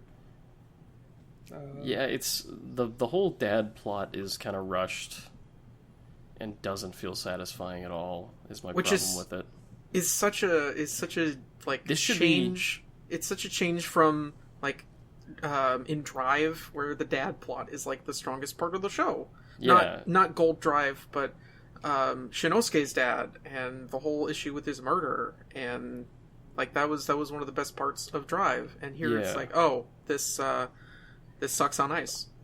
It also like undermines like the previous story that was told. Like, how fucked up was it that our hero's father committed suicide because of the weapons he made were used for evil? That was like a real heavy fucking plot point. It would be like if Shinosuke spent all that time like trying to find his father's murderer, and then after like 10 episodes later it just turned out his father was alive. Like, this should be a real emotional gut punch to us, the audience, and it's not at all. It feels like No. they're stalling for time. Yeah. Because they are. Lame. Lame is Lame. what it is. It's What do you lame. think, Max? Well, if, like Tomas said, if Shinobu whatever was a more like even Prominent? if it, maybe prominent, or even just like a character that was mentioned a lot during the entire series, like it would kind of, I don't know, get more feeling for the dad be more as a relevant? character, and just be like, oh, there he is, I guess that's interesting. But instead it's just like, oh, there he is, I don't care. Yeah. It's just, you know, It's interesting all the bits and pieces that he left behind for Sento, I guess. I don't know if it was for Sento, but they just found him.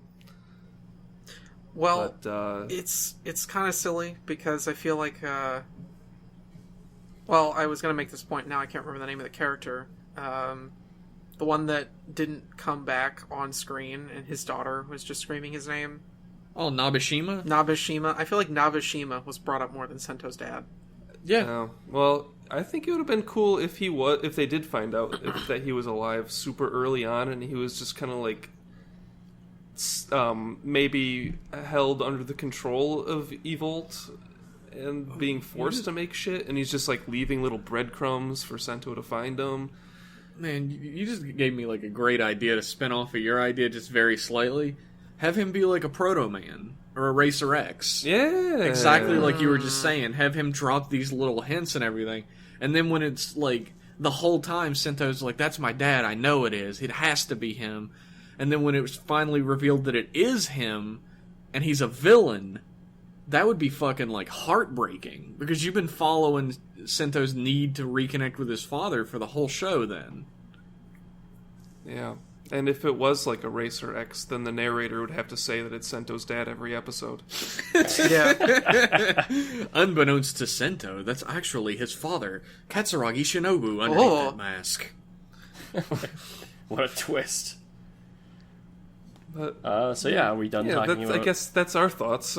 Yeah, Yeah. It's a bit of a slide. I hope it picks itself up, because Build was really good before this point. It really was. I was really loving it. Yeah. I wouldn't I'm say not that saying it's that like... it's complete shit. I'm just No, saying yeah, it's... it didn't... Exactly. It didn't a sour fall from it grace. completely. It's just... It's a bit of a rough patch. It hit a road bump. Yeah, rough patch. Yeah. Would you guys like to have some emails and messages read? Wait. Are we not going to talk about Zio?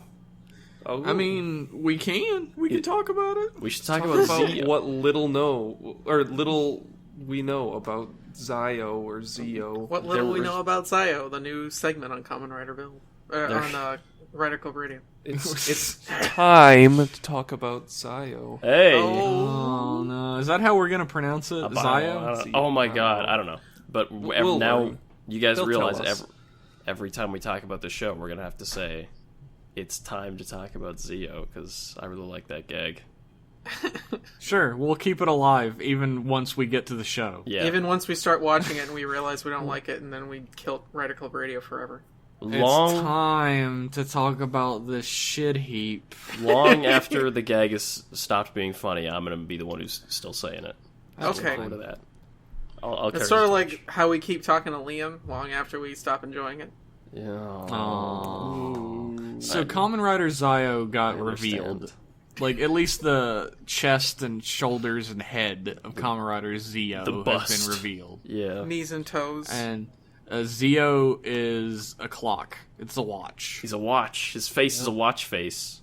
He's That got a says little Kamen Rider on it. He's got a Are we little- sure it's a he? Well, I'm just assuming. Are we gonna hedge our bets on it being the first female Kamen Rider? I just main remember Kamen I remember somebody posting something about hearing that it's a female. I'm gonna go ahead and say I'm 99% sure it's gonna be a guy.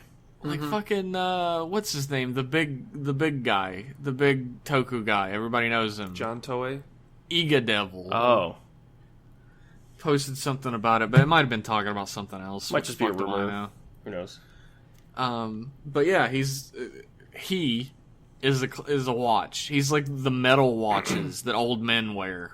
He's got Like a a little. Rolex. He's got a little dial on the side of his head too, like to wind up his ticker. And his He eyes. also has Is he gonna do that after he transforms every time?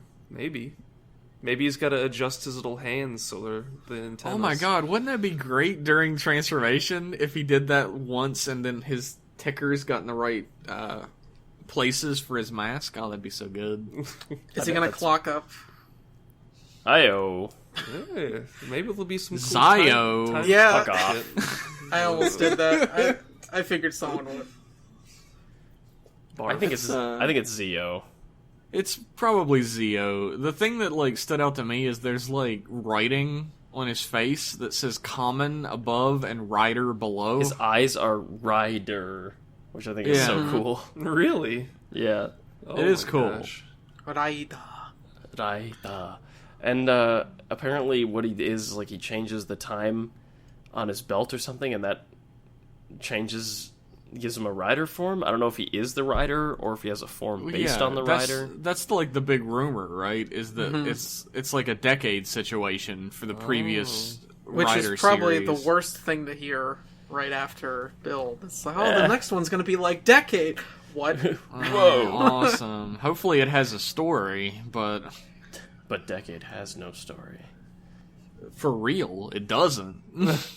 Do you think Narutaki will make a Maybe. appearance? Who fucking Yeah, knows? my real question is like, Narutoke. is Decade actually going to show up at some point? Probably.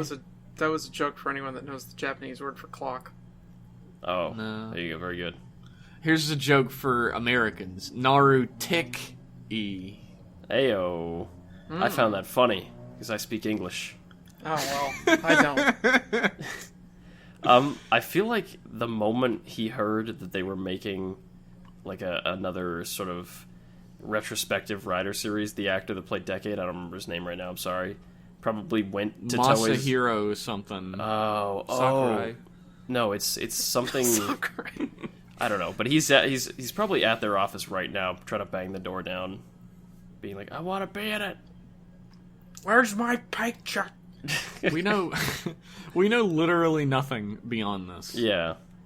There's like the rumor sheet that has what time means what rider. Mm-hmm. And it's all of There's the even some previous. Huh? There's even some Showa.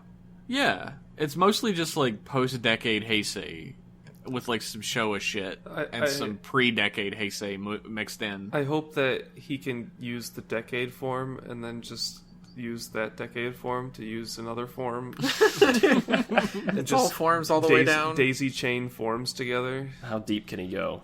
Will Decade have a Zio form? Probably. Probably that'll be the crossover movie. Will Decades- Zeo oh my have a God. Will Zeo have a Power Rangers Zeo form? Ooh, that's a Will deep Zeo cut. have a Zeto form? I think Probably. he does. No. I wouldn't be shocked. But yeah, that's all we know about Nobody cares Zeo. about Zeto. They fucking had him spend 40 years as part of a 40 fucking... That was that was Z-Cross. ZX. Yeah. It was Z-Cross, yeah. Yeah. Zeto is... Zeto spent 40 years doing nothing. Yeah, he spent 40 years standing in the background during crossovers with fucking Shin. If I'm gonna say one thing about the rumors about Zeo is I'd like it if instead of Zeo having control of a form he's in, if the form he's using changes depending on what time it is in universe. Oh, like what time That of would day be it is? great. Yeah. I'd like that. So then you have lots of different... I feel like it would be a pain in the ass for doing shoots, because you're constantly having to like go out and do shoots at different times of the day. But I guess you can just sort of wish-wash it away and say like, oh yeah, we're shooting at 10 p.m., but it's quote-unquote 3 a.m. And he then looks you at can his have watch you and can he's have like, times... oh shit, I got Hibiki powers now. Fuck. Yeah. And you gotta wait run an into hour. issues where where Zeo is like fighting, and then in the middle of it, and you hear a clock go off in the distance, and then he changes into another form, like mid-fight. That would be great. Yeah. Or what if it's If like anybody- the movie Clock Stoppers? Oh no. If anybody heard me chuckling in the background, it's because I couldn't stop thinking about Zeto and when he fucking looks at Barry, the giant grasshopper on his shoulder, and just goes, Wakata! Barry. Oh god, I What a love that great image movie. so fucking much. One of the best Rider movies, truly. It fucking chops down everything that you don't need and gives you the exact Rider experience in one package. You Guy don't doesn't need even have a shit like- name. He You doesn't don't need shit like plot and characters with names. There's daddy Fuck issues. all that. just call Wait, the no, main I think rider there's some Rider. daddy issues. Yeah, no daddy There are issues. daddy issues in Zeto, actually. Oh yeah, the dad is in the thing. He's in the pool Yeah. or whatever at the end. And his son is like the kid, little Hiroshi, It's fucked up. who I think is actually named Hiroshi. Yeah, in that Hiroshi. one. Hiroshi. Great film. Great film. Now, let's move on to some emails and messages. Okay. Let's hear them. Our first message is from Nicole, a.k.a. Hailstorm, from Twitter. Oh, Hi. Who says, "Longtime stalker, first time messaging. Uh-oh. Question for you lads for the podcast. My gal pals and I love Cards Against Humanity, but I want to build a Kamen Rider deck. What are some suggestions to put on the cards? Thanks." oh man, this is a great question. I I guess, love this. daddy issues would be one. Daddy issues. Little Hiroshi-kun. Black Should be RX's one. crotchal sweat stain. John Toei John Coconut Toei. elbows. Coconut elbows, for sure. staring at your hands on the beach. One that you can use with other sets is, like the next gimmick of the next Rider series will be putting blank into blank, and then pick Yep. 2 cards from anything. That's a perfect one. How Yeah. many doodads? God, the possibilities are fucking endless here. Oh my god, I wanna sit down and write out like We could workshop this. Yeah, a miniature Cards Against Humanity Kamen Rider expansion. They let you do that, right? You can get a custom expansion printed, can't you? I swear. Yeah. Yeah, Yeah. you I think can you write can. on the blank cards. Yeah. Oh man, but that would be such a niche. That would be such a niche thing to do. Yeah. Like the only Murdering time I your could see me using that is if like we all go to a convention and we sit in our hotel rooms and play it. Yeah, exactly. How about murdering your father in the final episode? Oh god. There's Black a cards million. are always so There's much- a million. Black cards are always so much harder to write because you're trying to think of like good places to put a blank. Yeah. The main female character can't become a writer because she blank. Because she's blank. Died? The only word you'd put in there? Because of, and then you put Yeah, because Trail of. Tears. Yeah. There you go. Oh, I'm sorry, I've never written these cards before, everyone. It's okay. Why you're are doing you even best. on this show? Because I started it, bitch. Oh, okay. I made it, so you have to have me on it now. Man, that's something that we might come back to. We did that little trivia segment for a couple weeks until everybody but me forgot to do it. Shit. So, we might do like a Cards Against Humanity segment where we each bring a couple ideas. Yeah, I like that actually. Our first email and our next message is from Almato, who says, "Hey guys, Hi. Hey. Hello. Hello. Relatively new listener. I got on board with y'all around X-Aid and have stuck around since. Wanted your thoughts on something. So when the episodes where Gentoku is wearing his fucked up weird fashion and acting goofy out of nowhere came out, one guy in a thread I follow mentioned a rumor, but didn't provide a source, so take this with a grain of salt, that apparently the daughter of the guy who plays Gentoku was scared of him because his character in the show. So the comedy stuff was to make him less scary. If true, that makes the sudden shift at least understandable. My question is, do you think there's a more natural way to inject humor into Gentoku's character without giving him any zany quirks he didn't have before, or was the character too humorless for an organic shift to be possible? Thanks for the entertainment, Almato." I like this question because it's something I wanted to mention. What do you guys think? Well, like I said before, I think you can do the same thing of like, oh, here's Gentoku's personal life that we didn't expect, but it should be something a little more subtle, like, oh, he's really good at ping pong or something, like something that isn't like so offensive egregious. to They, look at. they set Yeah. up the pins already. He had that karaoke. Yeah, the karaoke. Just carry that. Yeah. Carry that into the show. Like, he tries to force karaoke into situations where it's unnecessary. Yeah. Or there was, it wasn't part of the show necessarily, but there was like extra content where Gentoku was like talking to try and recruit for Faust, trying to recruit for Faust, and he kept like screwing up while he was recording because he was like kind of awkward about it a little bit, or he was a bit dorky when he was trying to be serious. And I feel like that was perfectly part of it. Like, that's just fine. Yeah. He's You trying to be really- serious and trying to Yeah. rally people for this evil cause, and he keeps screwing up. If he was like a shy, like awkward person, just to people in general, then It'd be really easy to play on the fact that he's like the prime minister's son and he got his job by nepotism. Have him not be capable of doing anything. Yeah. Like, he's literally incapable of being an adult on his own. Like, he doesn't know how to do anything. Like, they're all making themselves lunch, and he's sitting there, and his stomach's growling, and they're like, "What's wrong with you?" And he's like, "Nothing." And they're Why like, don't you make "Do a you even know how to sandwich?" make lunch?" Just play that for laughs. That he has no abilities outside of being the Prime Minister's son. Or he's used to people waiting on him or something. Yeah. Simple comedy stuff. That you Instead don't of- have to have a character dressed like a clown. Yeah, you don't have to have somebody explode into colors. Not only dressed like a clown, but the real thing that got me was the exorbitant ego that he put on when he was like, "What? This is the way anyone should dress. You know, this is a superior style, and you are just too stupid, too daft to really understand the intricacies." And they're all just like, "Dude, that's fucking ugly." Instead, he acts like a clown. Yeah. Yep. Can you guys guess who our next email is from? Is it from Swirly Jiffy? It's from Max. Is it from Jake the Snake? from Max. Yes. Yay! Jake the Hey. Snake? Who's that Max guy? sent in an email as well. He said, "Why am I not leader?" I mean Max. Why And it is has it Jeff all leader? layered up. Jake says, "Hey guys, father issues and evil dads. It wouldn't be Kamen Rider as of late without him. Nope. We're Also, on the I don't same think it's page. too. I don't think it's too often where we have the main writer's parents both alive and featured on screen at some point during the series. That's true. This might be a first. Hardly ever happens. Yeah. Questions. I skipped a lot of things that he said. If you want to read them, you can go to the email.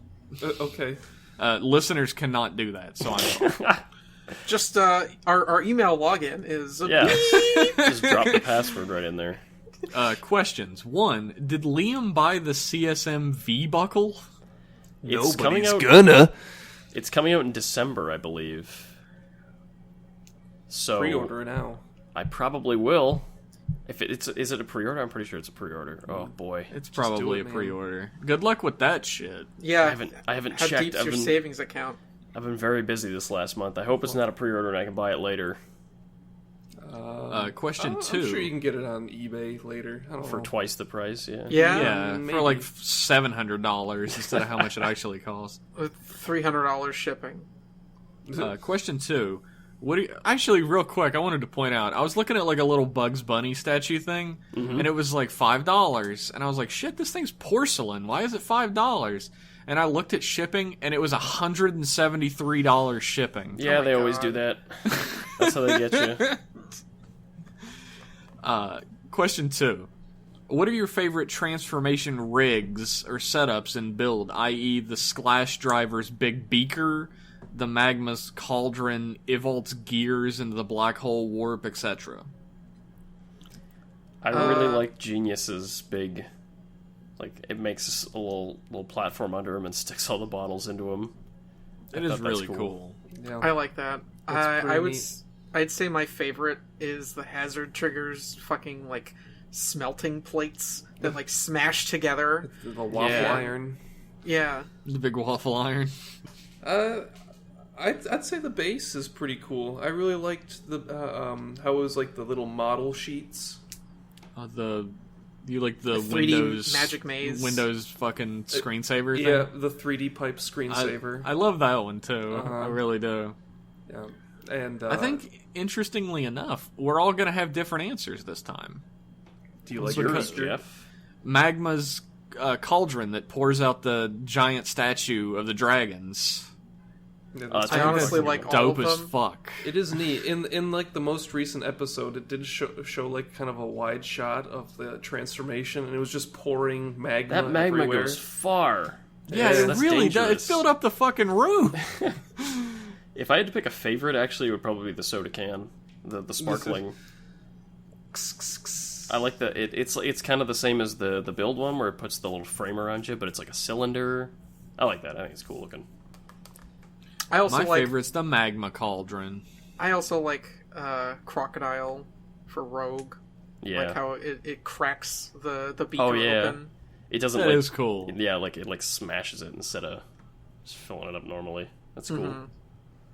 Man, if I was a new writer that joined the team and I got paired up with Grease, I'd be like, shit, I'm like fucking B team now.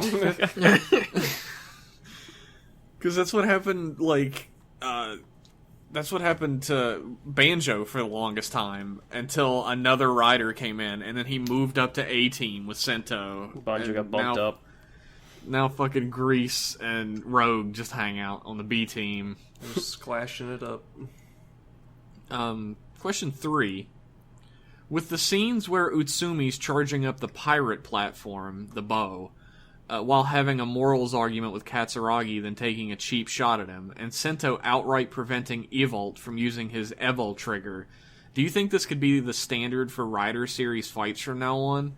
That the taking a free action trope won't apply anymore, and fights can regularly involve stopping your opponent from changing forms, or heck, maybe even trying to take them down before they transform? Maybe. I kind of like that. I forgot to mention that bit. There's a part when fucking Sento is fighting Evolt, and he's about to put in the trigger to go black and white form, and Sento just runs up and grabs his hand, and is like, nope, don't put that in there. I'll fight you before you transform.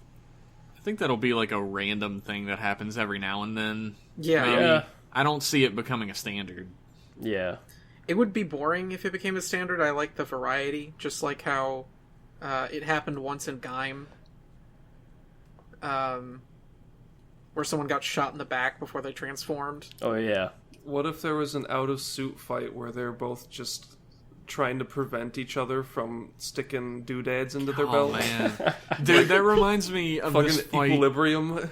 Yeah. That reminds me of this fight between a Decades actor and the main character on Garo, where they're fighting around the room and they're trying to take their swords out, and they keep kicking or pushing the other guy's sword back in. Yeah. For the entire fight. It's like some Decades in that Jackie one. Chan fight. Yeah. It was really, really fucking cool. So I would love to see that in Rider. And then they end up just shoving their doodads into each other's belts or something like that. Whoa. This is getting sexy. RCRF Shove that Dark. doodad. Thank you, and looking forward to the next episode. As always, Jake the Snake. Thanks, Jake. Thank you, Mr. Snake. Man. Jake is always the so snake. good. It's you can set your watch by that man. Our Set your loyal Zio. viewer.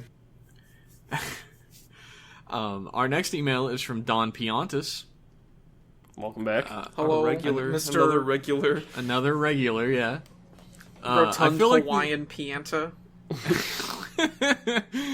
I really do think of Don Pianta. I'm sure that's why his name is that way, but Yes. I love the visual of Don Pianta writing these emails. I'm a chuckster. I feel like these Oh, no. recent episodes of Build are going downhill due to some questionable moments like the bottle's origins. Why not keep the Pandora box bullshit? I can't blame the writer because of how long the show has been. I wonder if can. Gentoku... yeah. You can blame the writer for in-universe shit that they have control over for the character, apparently. Yes. I wonder if Gentoku was supposed to be Mad Rogue after his dad's death, but then the writer thought a redemption arc would be better. Probably not. Because, I mean, he was in the opening crawl the whole time. Yeah. Even when he was the Prime Minister's assistant, so... I was kind of hoping that Rogue would get an upgrade, but then it would be really obvious that Grease didn't get one, so... Yeah. I think Grease and Rogue are done. Yeah, Questions. they're in the dust. Is there any Kamen Rider TV trend that you guys wish the new show would take a break from or continue? Taking a break from having dads related to the plot or redemption riders? Continuing the power levels not tied to forms like Hazard Level? Remember, the number of forms won't decrease. Oh, So he's giving us some fucking, like, parameters here. Take a break from weird living situations and pits. Yeah. Yeah, I want- that'd be nice. I want riders to have their own fucking apartments and Yeah, social lives and jobs. Let's show people have like families and stuff like that, or just not rider-related characters. Yeah, I mean, we've talked about this Yeah. before, where, like, riders these days, their whole life is just being a rider. I guess you can forgive it with Build, because the whole world's fucked, but, like, You know, Even like in Build, like, how do they have the money to keep the lights on in the place they live, or to get food, or anything? they just do. Maybe Like that place just gets a lot of natural light. The cafe customers give them the There's money. none. They hook up Vernage to a generator, and Yeah. I'm gonna have to agree with taking a break from dads related to the plot. yeah, I'm sick of that shit. parents, over to moms. family members. Like, let's try Great- to do less great family uncles. shit. Dude, having evil mom would be great. No one does that. That'd be awesome. Sentai's moving to moms. They're having that mini-series about the That's Sentai true. moms. Well, those are hero moms. Yeah, those are good guy moms. I want, like, evil Mars moms. I want, needs like, a moms. fucking Hera. Like, Yeah. a Hera and Hercules situation. Yeah. I mean, Heracles? Yeah, I do. Oh, did you say Heracles? He said I did. Hercules. I said Hercules. You got me. They're both correct, technically. Nope. Well, it depends Hera on would what... be called something different. I Well- forget what. Hercule. Hercule, Hercule. beat Yeah. ya. Fucking... I would take a break from revealing there's a different villain in the last, like, 5 episodes. Yeah. Don't ever do that again. Take a break from now until the end of time. Take a break from bad writing. Yeah, that'd be Why don't you just not write bad things? Try writing good instead of bad. Just stop. Get some help. I knew someone was going to Stop say it. it. I was trying not Get some to. help. Just stop it. Does anybody else have any suggestions? Let's see. Just stop having misunderstandings, man. Just have characters that actually talk to each other. You're not going to get that in any television show. Yeah, I agree though. That would make it so much better if you had your like problems and character drama come from like an understanding place. Like, how difficult would it be for two characters to be like one character who's like, "Hey, I want to." What happened this time? Where he's like, "Hey, that's my dad. I don't want to fight him," and another character was like, "Well, I do want to fight him. So fuck you," and then they leave. Oh, There It's are interpersonal drama that has nothing to do with miscommunication. Do more of that. there are better written stories out there that manage to cultivate their conflict from a place of understanding, but having a different perspective. Yeah. It's not as common, but it does exist. I'm not going to go plugging anything else because this is a Kamen Star Rider podcast. Trek. I'm not going to go Shut your plugging anything goddamn else mouth. because this is a Kamen Rider podcast. But there Star are Trek. other Star shows Trek? or other Star Trek. mediums, other books. Like there's a book series I like that I've been reading. Tech Wars by Shatner. What? Tech Wars by William Shatner. Is that what No. you're talking about? No, I'm talking about the World of Professor Layton art book. No, I'm fucking. I hear the I just looked at story's the really nearest good book now. next to me. I just looked at the nearest book next to me. Anyway, my point is, there are ways that you can manage to have a plot that isn't built on misunderstandings, and that would be nice to see. I don't entirely expect it, but it would be a welcome change. you could simply make have the main characters- characters be friends and not be That's true. shitty to each other. Liam would not like that. I would not like that. I want my inter rider drama where they're always fighting each other. Well, Just have your there could characters be strangers. There could be two people that are best buds, and then there can I be a would third love guy that. who's an asshole. There you go. Well, Sure. that's Sento and Banjo. They're buds. They're not buds. They're like lovers. It's They're like gone like, beyond the bud level. They're like kindergarten teasing each other. Kindergarten teasing. Yeah, like I fucking hate you, and then They hug it out, yeah. and then they hang out anyway. Mm-hmm. Does anybody have any things that they should take a break from? This podcast. Oh my god! Take a break from shit. Take a break from watching Kamen Rider. Go I for agree. a walk. Get Go some for vitamin D in you. I'll put some vitamin D in you, Liam. Question 2. I know Bill has been doing this more than most recent series, but do you guys think there should be more diverse kicking styles than the standard flying straight kick? Like maybe a roundhouse or a heel drop? This is more towards non-primary riders.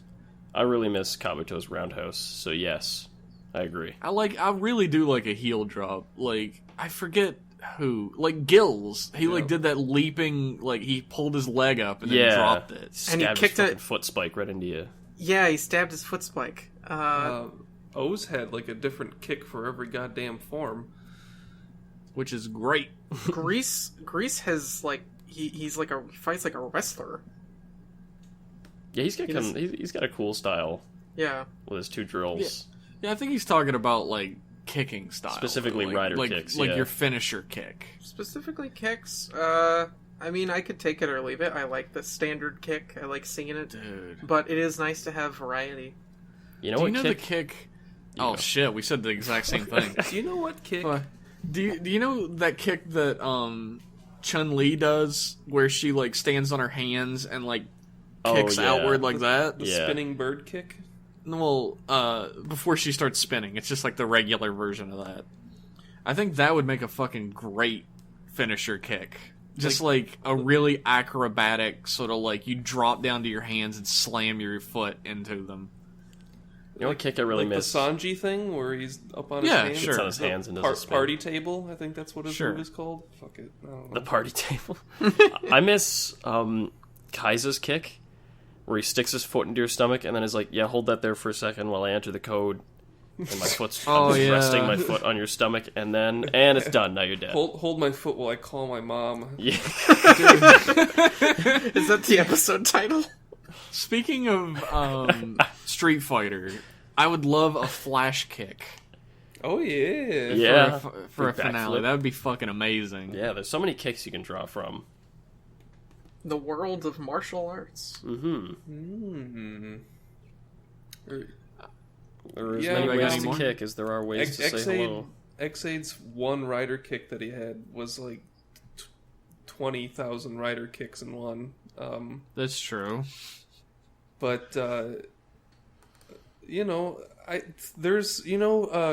Kashern, how he has, that spinning drill kick. Oh, man, that'd be cool. That'd be a special effect thing, but it'd be really cool. I know that Chalice had, a really shitty-looking version of that. Yeah, he did. I need to continue on seeing Blade. That done right would be pretty cool. I liked Drive's kick, where he bounced off the Trideron. I thought that was really cool. I also loved that one episode where all three of the riders bounced off the Trideron.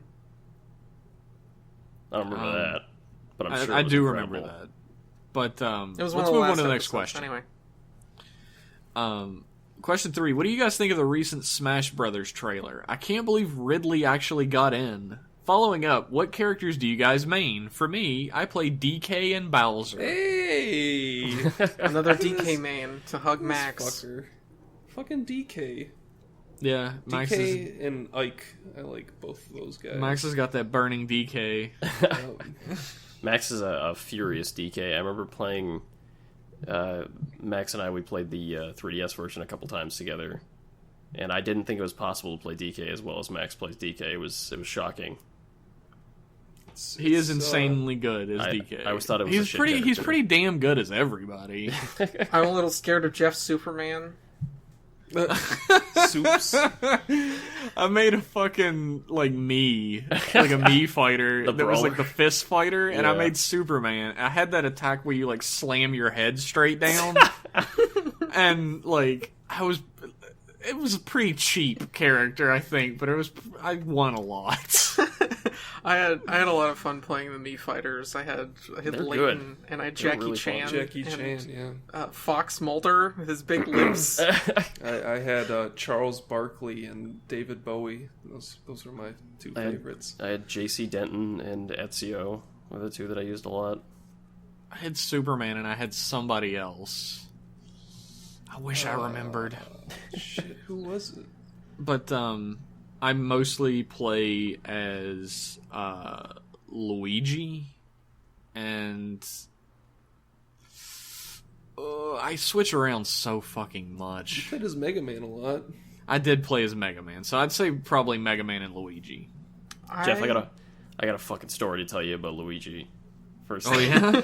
So a buddy of mine was over at my place. We were playing Mario Kart 8 Deluxe, and you know how you can make Miis and race as Miis. Yeah. So my friend goes into the Mii maker and he makes this Mii that looks like a creepy, weird version of Luigi, like almost like Waluigi, but like an off Mii version of Luigi, and names it Bluigi, and then dresses him up as Luigi with the amiibo. And so now, whenever he plays him, he pretends like he's a guy trying to disguise himself as Luigi and being like, "Hey, everyone, it's me, Luigi. I mean, Luigi. It's your friend, Why? Luigi." the Blonic or Bluckles. It's like thing? Blonic. Oh man, it's pretty fucking good actually. He's the real Luigi stuck in a man's body. You don't understand. I'm not my original character, Bluckles. I'm the real Knuckles, trapped in the real world. Sorry, what Tomas. are your mains, guys? Yeah. Oh, I don't really. I think every time I play Smash 4, for the record, I don't play Melee. I don't like Melee. I'm not gonna get into my opinion of the Smash fighting community. I'm just not I'll gonna. fight your face if you don't Okay. like Melee. Right. Okay, go ahead and Boy, fight I my wonder face. what your opinion is after that. Anyway, I don't really. I guess if I had mains in Smash 4, it'd probably be like Yoshi and Game & Watch and Pit pretty heavily. play who? Pit? No, I don't think I ever really played Pit. I played Bowser. I played Larry Bowser Jr. Well, Good yeah. deal. I played and Villager. Roy as Bowser Jr. a lot. But I think every time I play, I constantly change what character I'm playing after every match. I'm getting real excited for Snake to come back. Yeah, that's awesome. It's too bad about his ass. Too bad about his ass. He sucked it out. What? Just sucked out his ass. They sucked it out. Very nice. They stuck a needle in there and just... Jesus. Smash Ultimate's a big deal for me because I didn't have a Wii U, so I missed the console version of Smash 4. And also it's a big deal for me because my boy Young Link is coming back. Thank God. It's so weird that they're having Young Everybody's Link coming and back, Toon baby. Link. Yeah, the only reason I ever touched Toon Link is because they got rid of Young Link for him, but now Young Link's back, so I don't need to play Toon Link anymore. It's a red I'm letter day actually for pretty me. happy about Dr. Mario coming back, because I played him a lot more than Mario. Dr. Mario is pretty cool. I You mean fucking love Dr. Mario. Mario? Yeah. I played as Dr. Mario a lot in Melee. So, who do you main, Liam? I don't think you told anybody. Young Link, for sure. Well, not in Melee. Oh, well, Toon Link, then. Past Melee I played Toon Link, but You also in played Melee... a bit. You also played quite a bit as Samus in Smash 4. Oh, yeah, I played a lot of Samus, too. She was good. Question 4. Just for fun, remember that time you guys compared yourselves to the Ninja Turtles, and it somehow made total sense? Somehow. What other 4-person TV cast can you guys compare yourselves to personality-wise? Seinfeld? South Park? Golden Girls? It's funny that Golden Girls got referenced twice in this episode. That's a sign. That's our next show. Golden Girls. The Golden Cast. This time on Rider Club Radio, we're watching Golden Girls episodes. No. Well, we'd just be Golden Boys. That would be our that's good. podcast. That's good. I'd say that Liam is George Costanza. Why? Oh, that's the most terrible thing I've my ever God. heard anybody Worst call insult you somebody. could have given a guy. Why would you do that? Because I'll have you know Got him. I have that's a okay. very full Max head is- of hair. Max is Kramer. Jeff is Jerry Seinfeld because he's the least funny.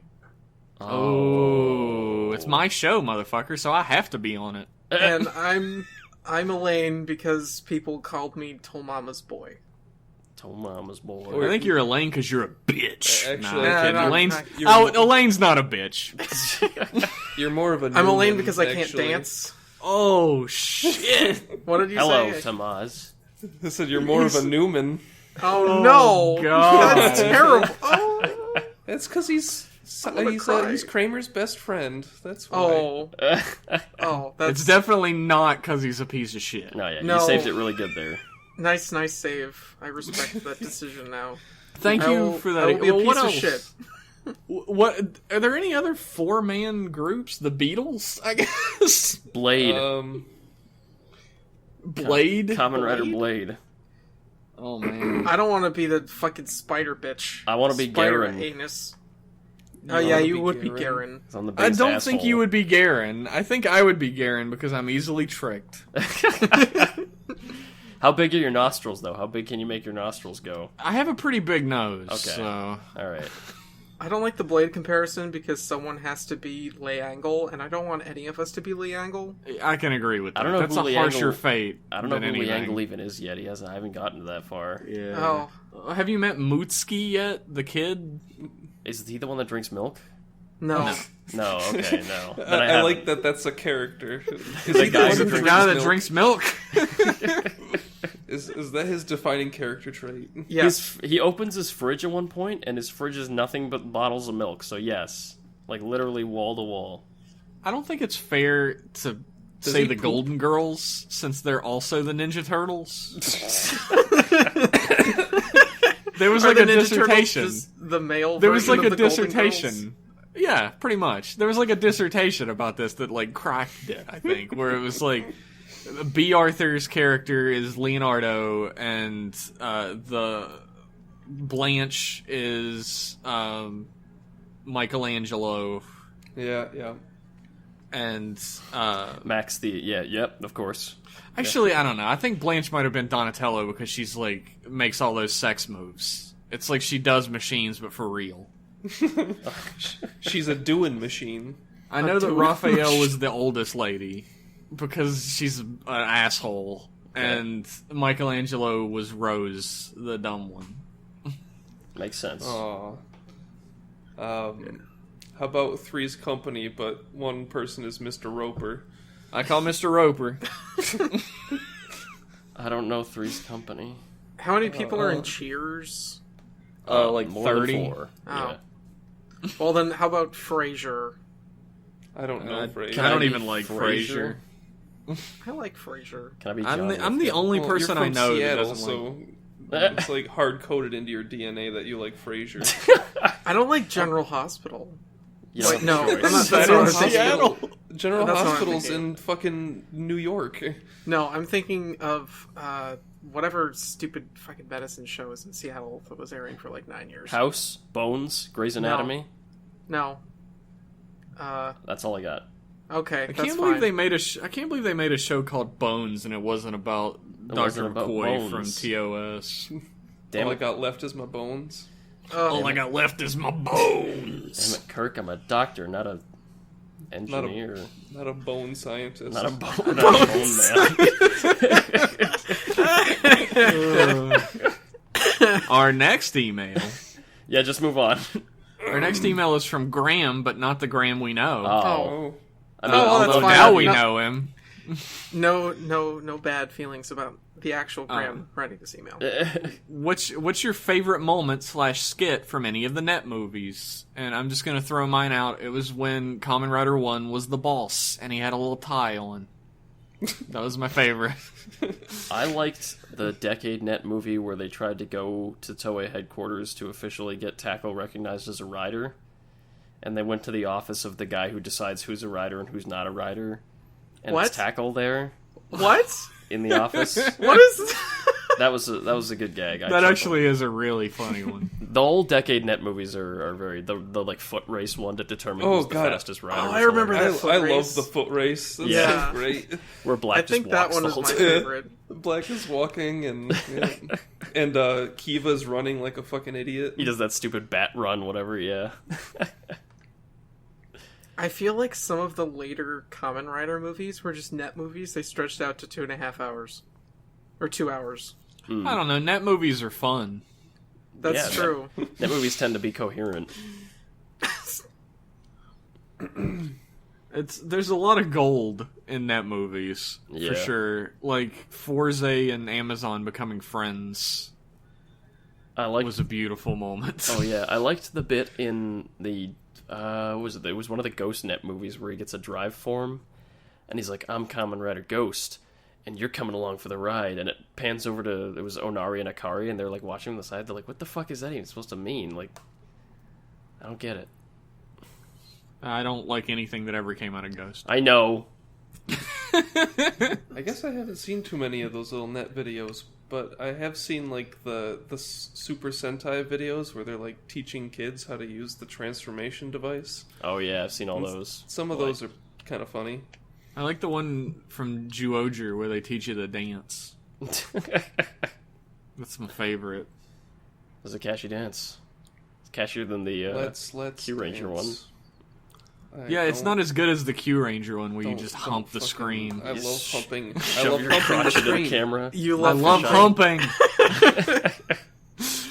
Just get right up in that fisheye lens. Just Get your want bulge to right in QQ there. Tama all over the place. Tama QQ. Ugh. Thanks for that email. Thank you. It's good to Thank you, talk Graham. about humping. Yeah. It is. Our next email is from D-Cake, who says, "Hey guys, I've been listening to the podcast since Ghost, and I always wanted to send in an email to you guys, but I procrastinated up until now." It's a long Anyway, Welcome to the email. You're on a You're in list. the inner circle now. You'll get your coupon Yeah. soon in the mail. We can't don't afford no, that. Wait, We can't afford that. What would they buy? It's $1.33 off the CSM V buckle. You pool enough of those together, and you got something going. Anyway, I have a question. Which pre-decade writer's final form do you guys think is really actually useless and doesn't really serve any actual benefit to the writer other than just being an upgrade? Secondary writers included. Thanks a lot, D-Cake. As much as I hate to disparage Agito, the benefits of its upgrades were very vague. That's true. 'Cause nobody ever talks about them. He uses them, and their powers are kind of vague. He just kind of gets stronger. He's I've not seen Hibiki. I have not seen Hibiki. But from what I'm to understand from what I've read about it, Hibiki's final form just is him turning red, and he gets stronger. He has a sword. That's basically it. such a cool looking form, though. It must have been, like, really tough to, like, figure out a final form for Hibiki. Like, what do we do? Yeah, I guess with a design like that, it's kind of tough to build upon. He's a very, very non-traditional rider suit. Doesn't even have like a belt, really. No belt or anything, yeah. Just a tuning fork. What does Ryuki get with his, besides, like, a radiator? He gets on a his gun chest? and a new motorcycle that can shoot fire. Radiator.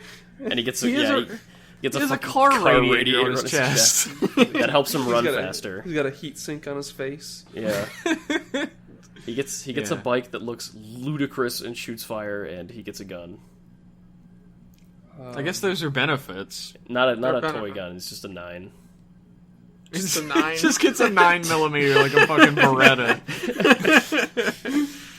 Oh, jeez. I don't know. Maybe like. I'm thinking back now. I tell you I what. didn't watch a lot of pre-decade just because everything after Ryuki I didn't really care for until Double. Like, I don't really like any of it. Yikes. You could Wowzer. say that blaster form was completely useless because they only used it for 30 seconds on screen. Yeah, but he gets a jetpack and the laser and Or big thing. sure, whatever. Whatever. Its benefits are espoused in the 30 seconds. I'll defend the first half of Fies. The only pre-decade final forms that, like, I even care a motherfucker about are Blade King mode and Kuga's final form. I also like G3X. G3X is G3X isn't a final form, it's just another form. Cool. It's It was his his final final form. form. You guys know the fucking difference. No, We're I talking here. No, I don't. I don't know anything. It's ultimate form is what we're talking about. Well, the question Exceed also mentions Gills. second writers. Oh, Exceed Gills, yeah. Exceed Gills gets a whole That's bunch of true. shit all over it. It's Exceed but Gills exists because the original Gill suit was destroyed. Really?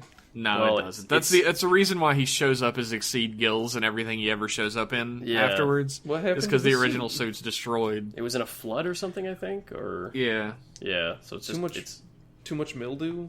too much mildew. There was a flood and they never cleaned it up properly, so it fucking water damaged. Oh. But because they didn't care, they were like, "We'll never need gills again," until they did. How about Decade's stupid ass final form? With all the cards on his chest. I mean, no, is Decade pre-Decade? Decade exists outside the continuum. He just slaps a Pokemon card binder to his fucking chest. He's like, I like check that he me has out. one on his forehead, in that Guess My Card game. It's his me card. It's up there on his Yeah. head. Yeah. This card's me. I think that covers it. So you don't forget you're looking at Decade. It's a little reminder. Right up Yeah. there. Thanks for writing in. Do you D-Cake. Does that card on his forehead, the Decade in that also have a card on its head? So it just infinitely goes in there. I gotta That would find be out. Great. It doesn't. This but that would be warrants great if it investigation. did. Oh.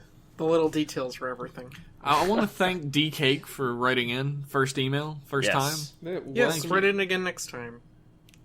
You're always welcome to send in some emails. Our next email is from Sotaki Fi, one or the other. Hey there, Rider Club. Longtime viewer of the podcast and first time writing in. Oh, Hey! Hey. first timers here. We gotta make another coupon. Shit. $1.33. Liam's I got- writing them out. I got some questions for you, all about Zio. Just for the audience's sake, a Buto Bat Soul. Utoba Soul. Butoba Soul. Butt Bat Soul. Butt Bat Butts- Soul. Butts and Bat Soul. bats. Arcade Machine recently leaked. We talked about that with Zio on the front of it. Yeah, there was an And- ad that showed or something. Apparently the next day a lot of arcade machines were shut down under maintenance. Because they had Oh. to plug up the leak. They had to uninstall Polybius.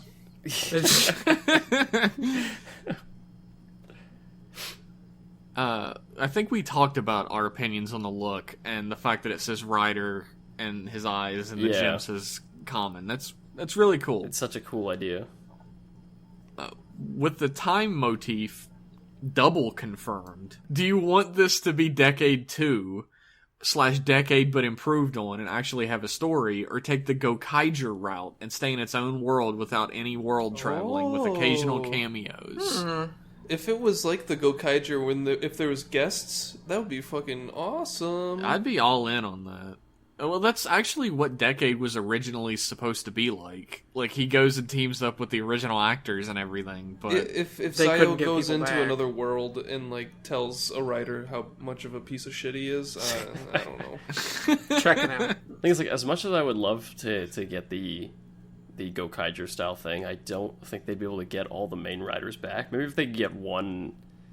I actor, honestly think period. they could. I honestly think they could because they've been getting so many main writers back for the movies and things like that.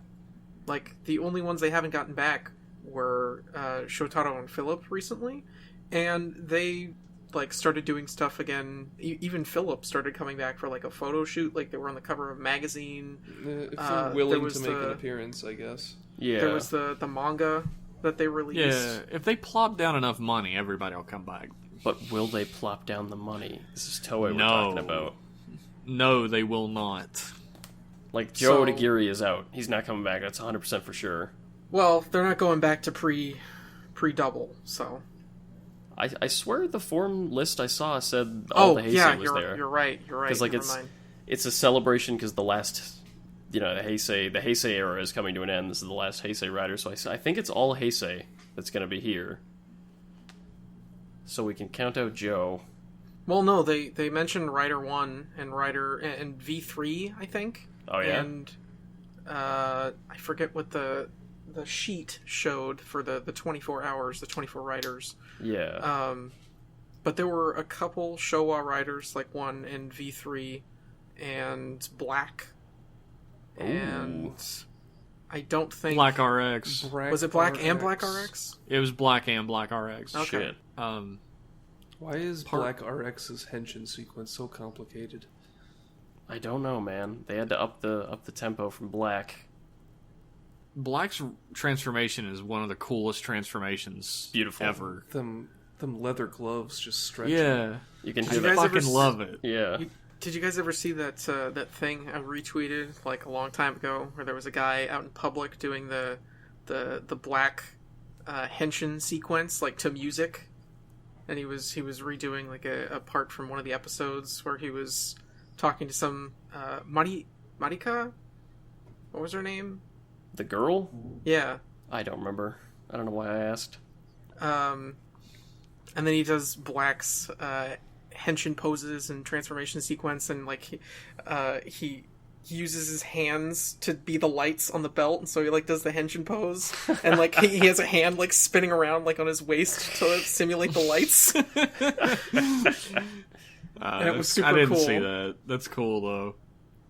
I don't want it to be like Decade. Like if it can be Decade but improved on and have an actual story, maybe I'll be into it. But Decade's main flaws were it was basically like terrible fan fiction, Yeah. and it was literally just as meandering as like a terrible fan fiction with no real plot or reason behind it. I have a question. Sure. What would you prefer the main character to be? Would you want him to be a smug... Of course, you probably don't want him to be a smug asshole who hates... Liam does. Like, shits on all the other writers, but... Liam would you does. like him to be like Gokai Silver, where he's like a huge fanboy of all the previous... That would be really funny. That'd be kinda I would funny. like that a lot, actually. I think Maybe he's going around and visiting all of them because he wants to get their autograph. I It think would if- also be interesting to have a dude who doesn't know anything about Kamen Riders, who's just like an average guy, He's like, who's "What is this completely thrown in over his fucking head with all this shit and has no idea what's going on or how to deal with it. Or maybe he watched Kamen Rider as a kid. Yeah, I was gonna say, you know what's a good route to go down as a Kiba Ranger? That'd be a funny thing to like have the main character be this huge otaku dork who loves Kamen Well, that's Rider. Gokai Silver. But like it's like he watches the show and like it takes place in the quote unquote real world where there's merch and everything, and like he's It got the might toys be- and shit. It might be good to do like a, maybe like a Captain Marvelous, slightly toned down, like an adventurer Oh yeah. who's like swashbuckling his way through the adventure, and he's like trying to live up to the legacy of the previous riders, Yeah. but not in a mopey way. Would there be I don't like want a master, mopey hero. Would there be a master rider like God, what's his name? Aka Red? Oh man, I don't know about that. I was never big into the whole idea of Aka Red, to be honest. But no, don't do that. It'd just be Rider 1, I Yeah. guess. Yeah. You already have a Master Rider. It'd be buff ass Rider 1 from that weird movie. Oh, Michelin Man goodness. Rider 1. Is there? Do you think there's going to be a D end where you have someone playing all the secondary riders that has a similar yeah, for motif? I can sure. see that. That leads directly into question 3. There were leaks of Zeo floating around the internet with some of them being nonsensical, like the toy catalog listings and whatnot.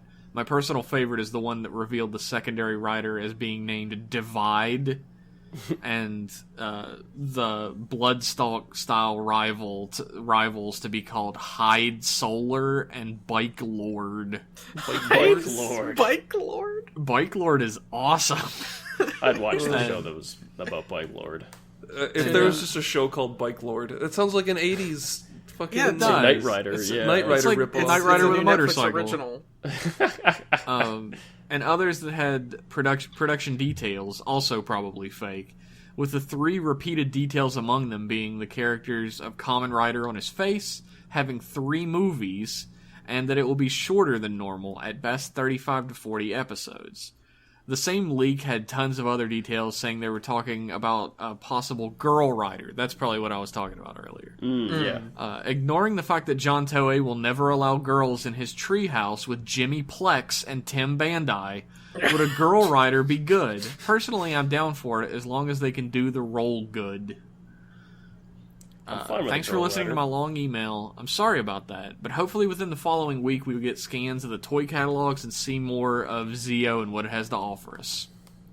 So what do you guys think about Gross Girl Rider? I think I we could mean, use I more wouldn't girl say no. riders in I'm this just world. skeptical. Yeah, I think we're ready for a girl rider America's That- ready. that isn't just like a damsel. It's Someone- like people always point to like Poppy No. and Nico and shit, and like Poppy transformed 4 times in the entire show, and Nico beat 0 enemies.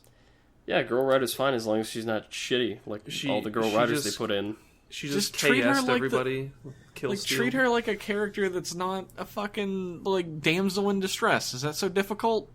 Apparently it's You very got that shit over there in anime and stuff. I see it all the time. difficult. Seen it. I don't know. I don't watch it, but I know it's there. We'll have to see what they do. Hopefully they'll see.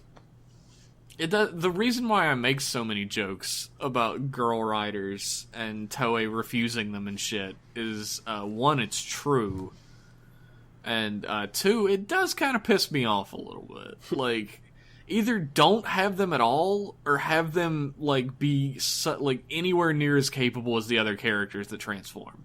Mm-hmm. One or the other, because at this point it's like insulting. Like, here's that female rider you idiots wanted. What, you want her to transform and fight monsters? Pfft. Yeah, I'm not sure what the deal is with that. Like in Sentai, the like actresses are fucking crazy awesome. So I don't know. Yeah. I don't know. Like, Sentai's had female characters that kicked butt for fucking ever. And Kamen Rider's been a boys' club for 50 years. Yep. I don't know. I mean, Sentai is targeted mostly at young boys, but they don't fucking, like, refuse to buy the toys because there's girls in some of them. I want them pink trains. Yeah. I don't know. I mean, like, I haven't watched Sentai since Zyuohger, but, like, the 2 female characters on Zyuohger were both really fucking great characters, just like everybody else in the show. Yeah, Q Ranger's female characters sucked. Yeah, one of them was a robot. Yeah, a sex robot. Ugh. A sex robot. What? One of them was a robot, and the other one was named Hammy. She remember had Hammy. zero personality. She just Hammy laughed at makes everything. me Hammy makes me smell a smell thinking of that word, hammy. I smell ham, and I don't want to associate that with a person. What? I smell Sometimes, ham. sometimes you just hear a word and you're overwhelmed with senses. Yeah, I hear the name Hammy, and I just think of ham. It's like I hear the reference name to Liam, Liam and I just want And to that's throw up. not kosher. That's too smart for this show. You gotta cut that shit Yeah, back. tone it back. Be less funny next time. Thank Poop- you. Poop fart. Yeah. Brown Ranger, am I right?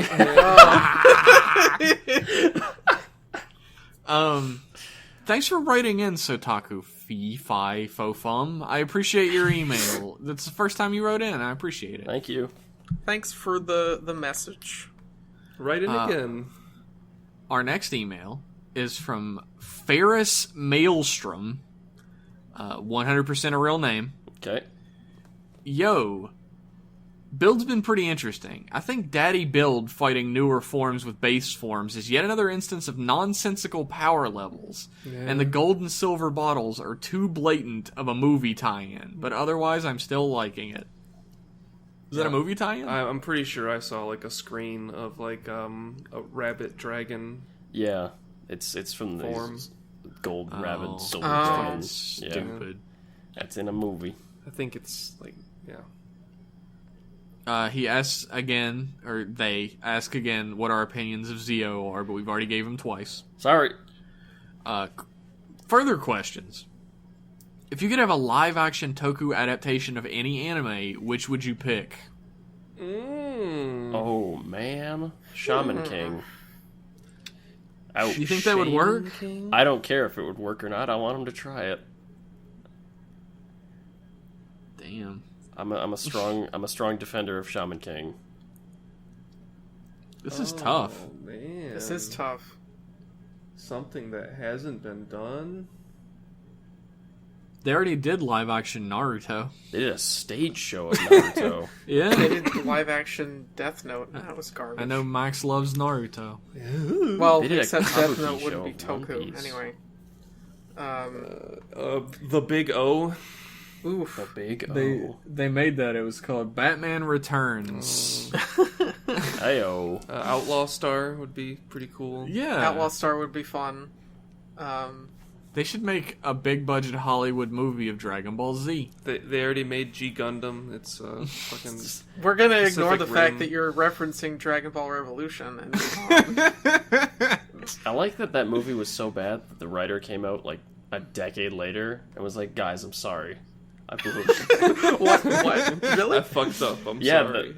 I don't know if the writer or the director or both came out like a couple years ago on Twitter and was like, "I'm sorry, I made such a bad film. I've moved on." I think it now." was the writer, and he Yeah. gave like a behind-the-scenes thing about how it ended up being the way it was, because he was a Dragon Ball fan. Yeah.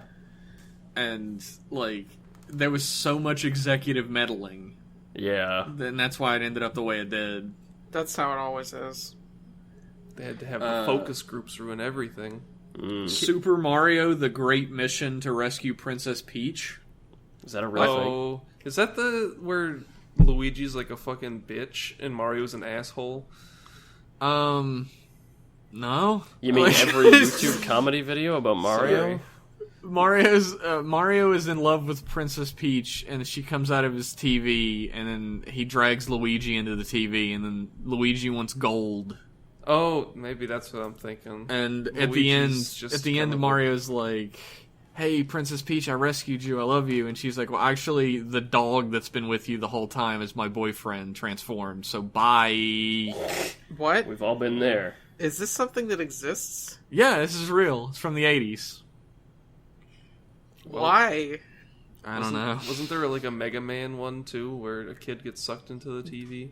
Oh, there's two of them. Mega Man comes out of the TV. Oh. Like, Dr. Wily escapes TV land and tries to take over the real world, and Mega Man learns about Japan from a little kid and then fights Dr. Wily. This was live action. How about they make No. a live action This Mega is a Man cartoon. NT Warrior? Oh, okay. I'd fucking watch that shit, Max. Yeah. I'd hold your I hand don't during know. it. Thanks. A lot a lot of anime would not make a good Toku adaptation, so Yeah, no. I don't know. You know what would, and I would actually say the manga instead, because even though I really like the anime, my heart is with the manga. Is One Punch Man Oh yeah, I would like make One a Punch Man. great Yeah. Toku I could see that. because it has enough like relevant comedy relief and other things that can be going on that aren't just fighting. You The could get the combat guy who is played Onari bombastic. to play him. Hmm? You could get the guy who played Onari to play him.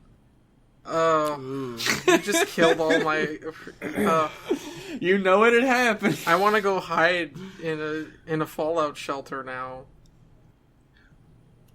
I watched a little bit of, and by a little bit I mean like 2 seconds of the Full Metal Alchemist live movie thing, and I was just like, this is too weird. I don't know if I can do this. Yeah. Did Oh, you guys yeah. ever read? I used to recommend it. I don't know if anybody ever read it, but did any of you guys ever read Rat Man, the manga? Nope. Ratfink? No. Yeah, Ratfink. He drives a fucking like beach cruiser, and his eyes pop out. Oh, yeah. No, Ratman is about this guy who wants to be a superhero, but he gets blackmailed by a lady supervillain and has to be like join an evil organization and has to like do evil shit. And there are a bunch of henchmen that are based on shocker grunts, but they do comedy shit all the time. Do they only speak in little meep noises? Yep. Oh. I think that would be perfect for a Toku adaptation. Yeah, it sounds fun. Thanks for the email, Ferris Meals. Oh no, there's another question.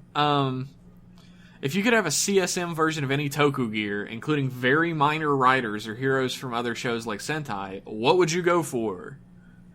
Like one that doesn't exist, or just any that... I think any. One that doesn't exist or one that does. Oh, okay. What's it gonna be, boys? I want the entire weapon collection of G3X. That would be fucking amazing. I think that's illegal in most states. I want that. I mean, not like real, but I know. just Working like weapons. shit to put up on my wall. Just Yeah. I want that giant Gatling gun. I have said this before, but I want a full-sized, actual accurate replica of the little bows and arrows that the Energy Riders have from Gaim. The Sonic Arrow. Really? Sonic I would arrows. think you would want the fucking, like, well, no, I guess that's in the CSM thing you're gonna get, isn't it? The wrist piece that you put the cards in and out of? I don't like For the Ryuki? No, not the V. The drag visor. I don't like the look of the drag Yeah. visor. I always thought it looked kind of silly. I want What do you those think of the fucking card gun. things from Blade? I think those are fucking cool, actually. How you Yeah. have the sword and you pull out the little fan of cards. I think that looks I sick. think that's cool, too. Yeah. It is pretty cool. You know, this wouldn't be a CSM thing, but if they made, like, a full-sized, like, actual metal replica of Geki's sword from, Ranger, Oh yeah. I would fucking love that. I like the G-Ranger's weapons. They had the Power Sword in Toys R Us on sale. Like last time I looked. Is it made of metal? I don't know. I didn't touch Probably it. But not. It was like $100. Jesus. Holy cow. So I don't really know. I really want the Gatak Zector and belt, the CSM Gatak Zector and belt, Oh, but yeah. somebody already bought it. Yeah, that's CSM Damn. shit. I got the DX one, but it's just not the same. No, I want the CSM joint. I Yeah. want it bad. Yeah, the Kabuto belt is fucking sexy. And the CSM version is really cool. What about the rest of you? I'm having a hard time really thinking of anything that would, like, really wow the shit out of me. I guess I really like Oz's stuff. I like all the medals, and I think the the metal shield is kind of for Tajador is kind of it's just okay. I don't really care too much about the axe. I don't know. There's a lot of goofy weapons in Kamen Rider that are just more goofy than they are cool. Especially all the cannons and it's a gun that you put things in. Okay, no, change my mind. CSM, Kachidoki, Hinawa Dai Dai DJ Ju. I love that you just remember the whole name. with the Muso saber, so you can turn it into the big great sword. Man, this episode is gonna take a month to listen to. It's a good thing we only do this monthly. We're almost at 3 hours. I know. But Yeah.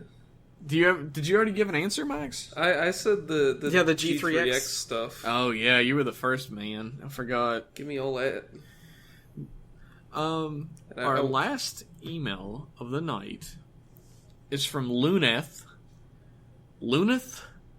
who says, "Hey guys, I've been listening since around Drive episode 21 or 22. Wow, Yeah, that you was do have longtime listeners. That was a while ago for you guys. That's like close to the beginning. Yeah, I think that might be like one of our first episodes. Like if it isn't like the first, it's like the second or third. Yeah. I'm sure you guys will have a ton of Zio questions this week, but here's mine. Considering Shinosuke's actor hated being a rider during Drive, which is news to me, I didn't know that. Me neither, What? yeah. Do you think he'll actually show up in Zio? P.S. Decade is the best, and I hope Masahiro Inoue shows up. Keep it up, Luneth. Decade's really great in stuff that isn't his own show. Yeah. I like him. I like that actor a lot. Considering they couldn't get drive back for Heisei Generation's final. I actually wouldn't be surprised if he didn't show up They at could. all in Zio. I guess I didn't watch the movie, so Yeah, he wasn't in. He wasn't in there. He's too busy doing other crazy dramas. He's probably got better projects going on. Yeah. Yeah, he did one with Gakusano. He did. It was like a track and racing thing. Yeah. I saw that. That's cool. Now he's like a doctor guy. I don't know. He finally became X-Aid. Yeah. His dream is to Yeah. be the next rider. I don't think they're gonna bring him back, honestly. But then again, there are people that I thought would never come back who came back, like Philip's actor. I yeah, thought he would was never gone come for back. fucking good, and then all of a sudden had to change of heart. So I guess it really, how well is Shinosuke's actor's career going? Yeah. Because if it's bad, they'll get him back.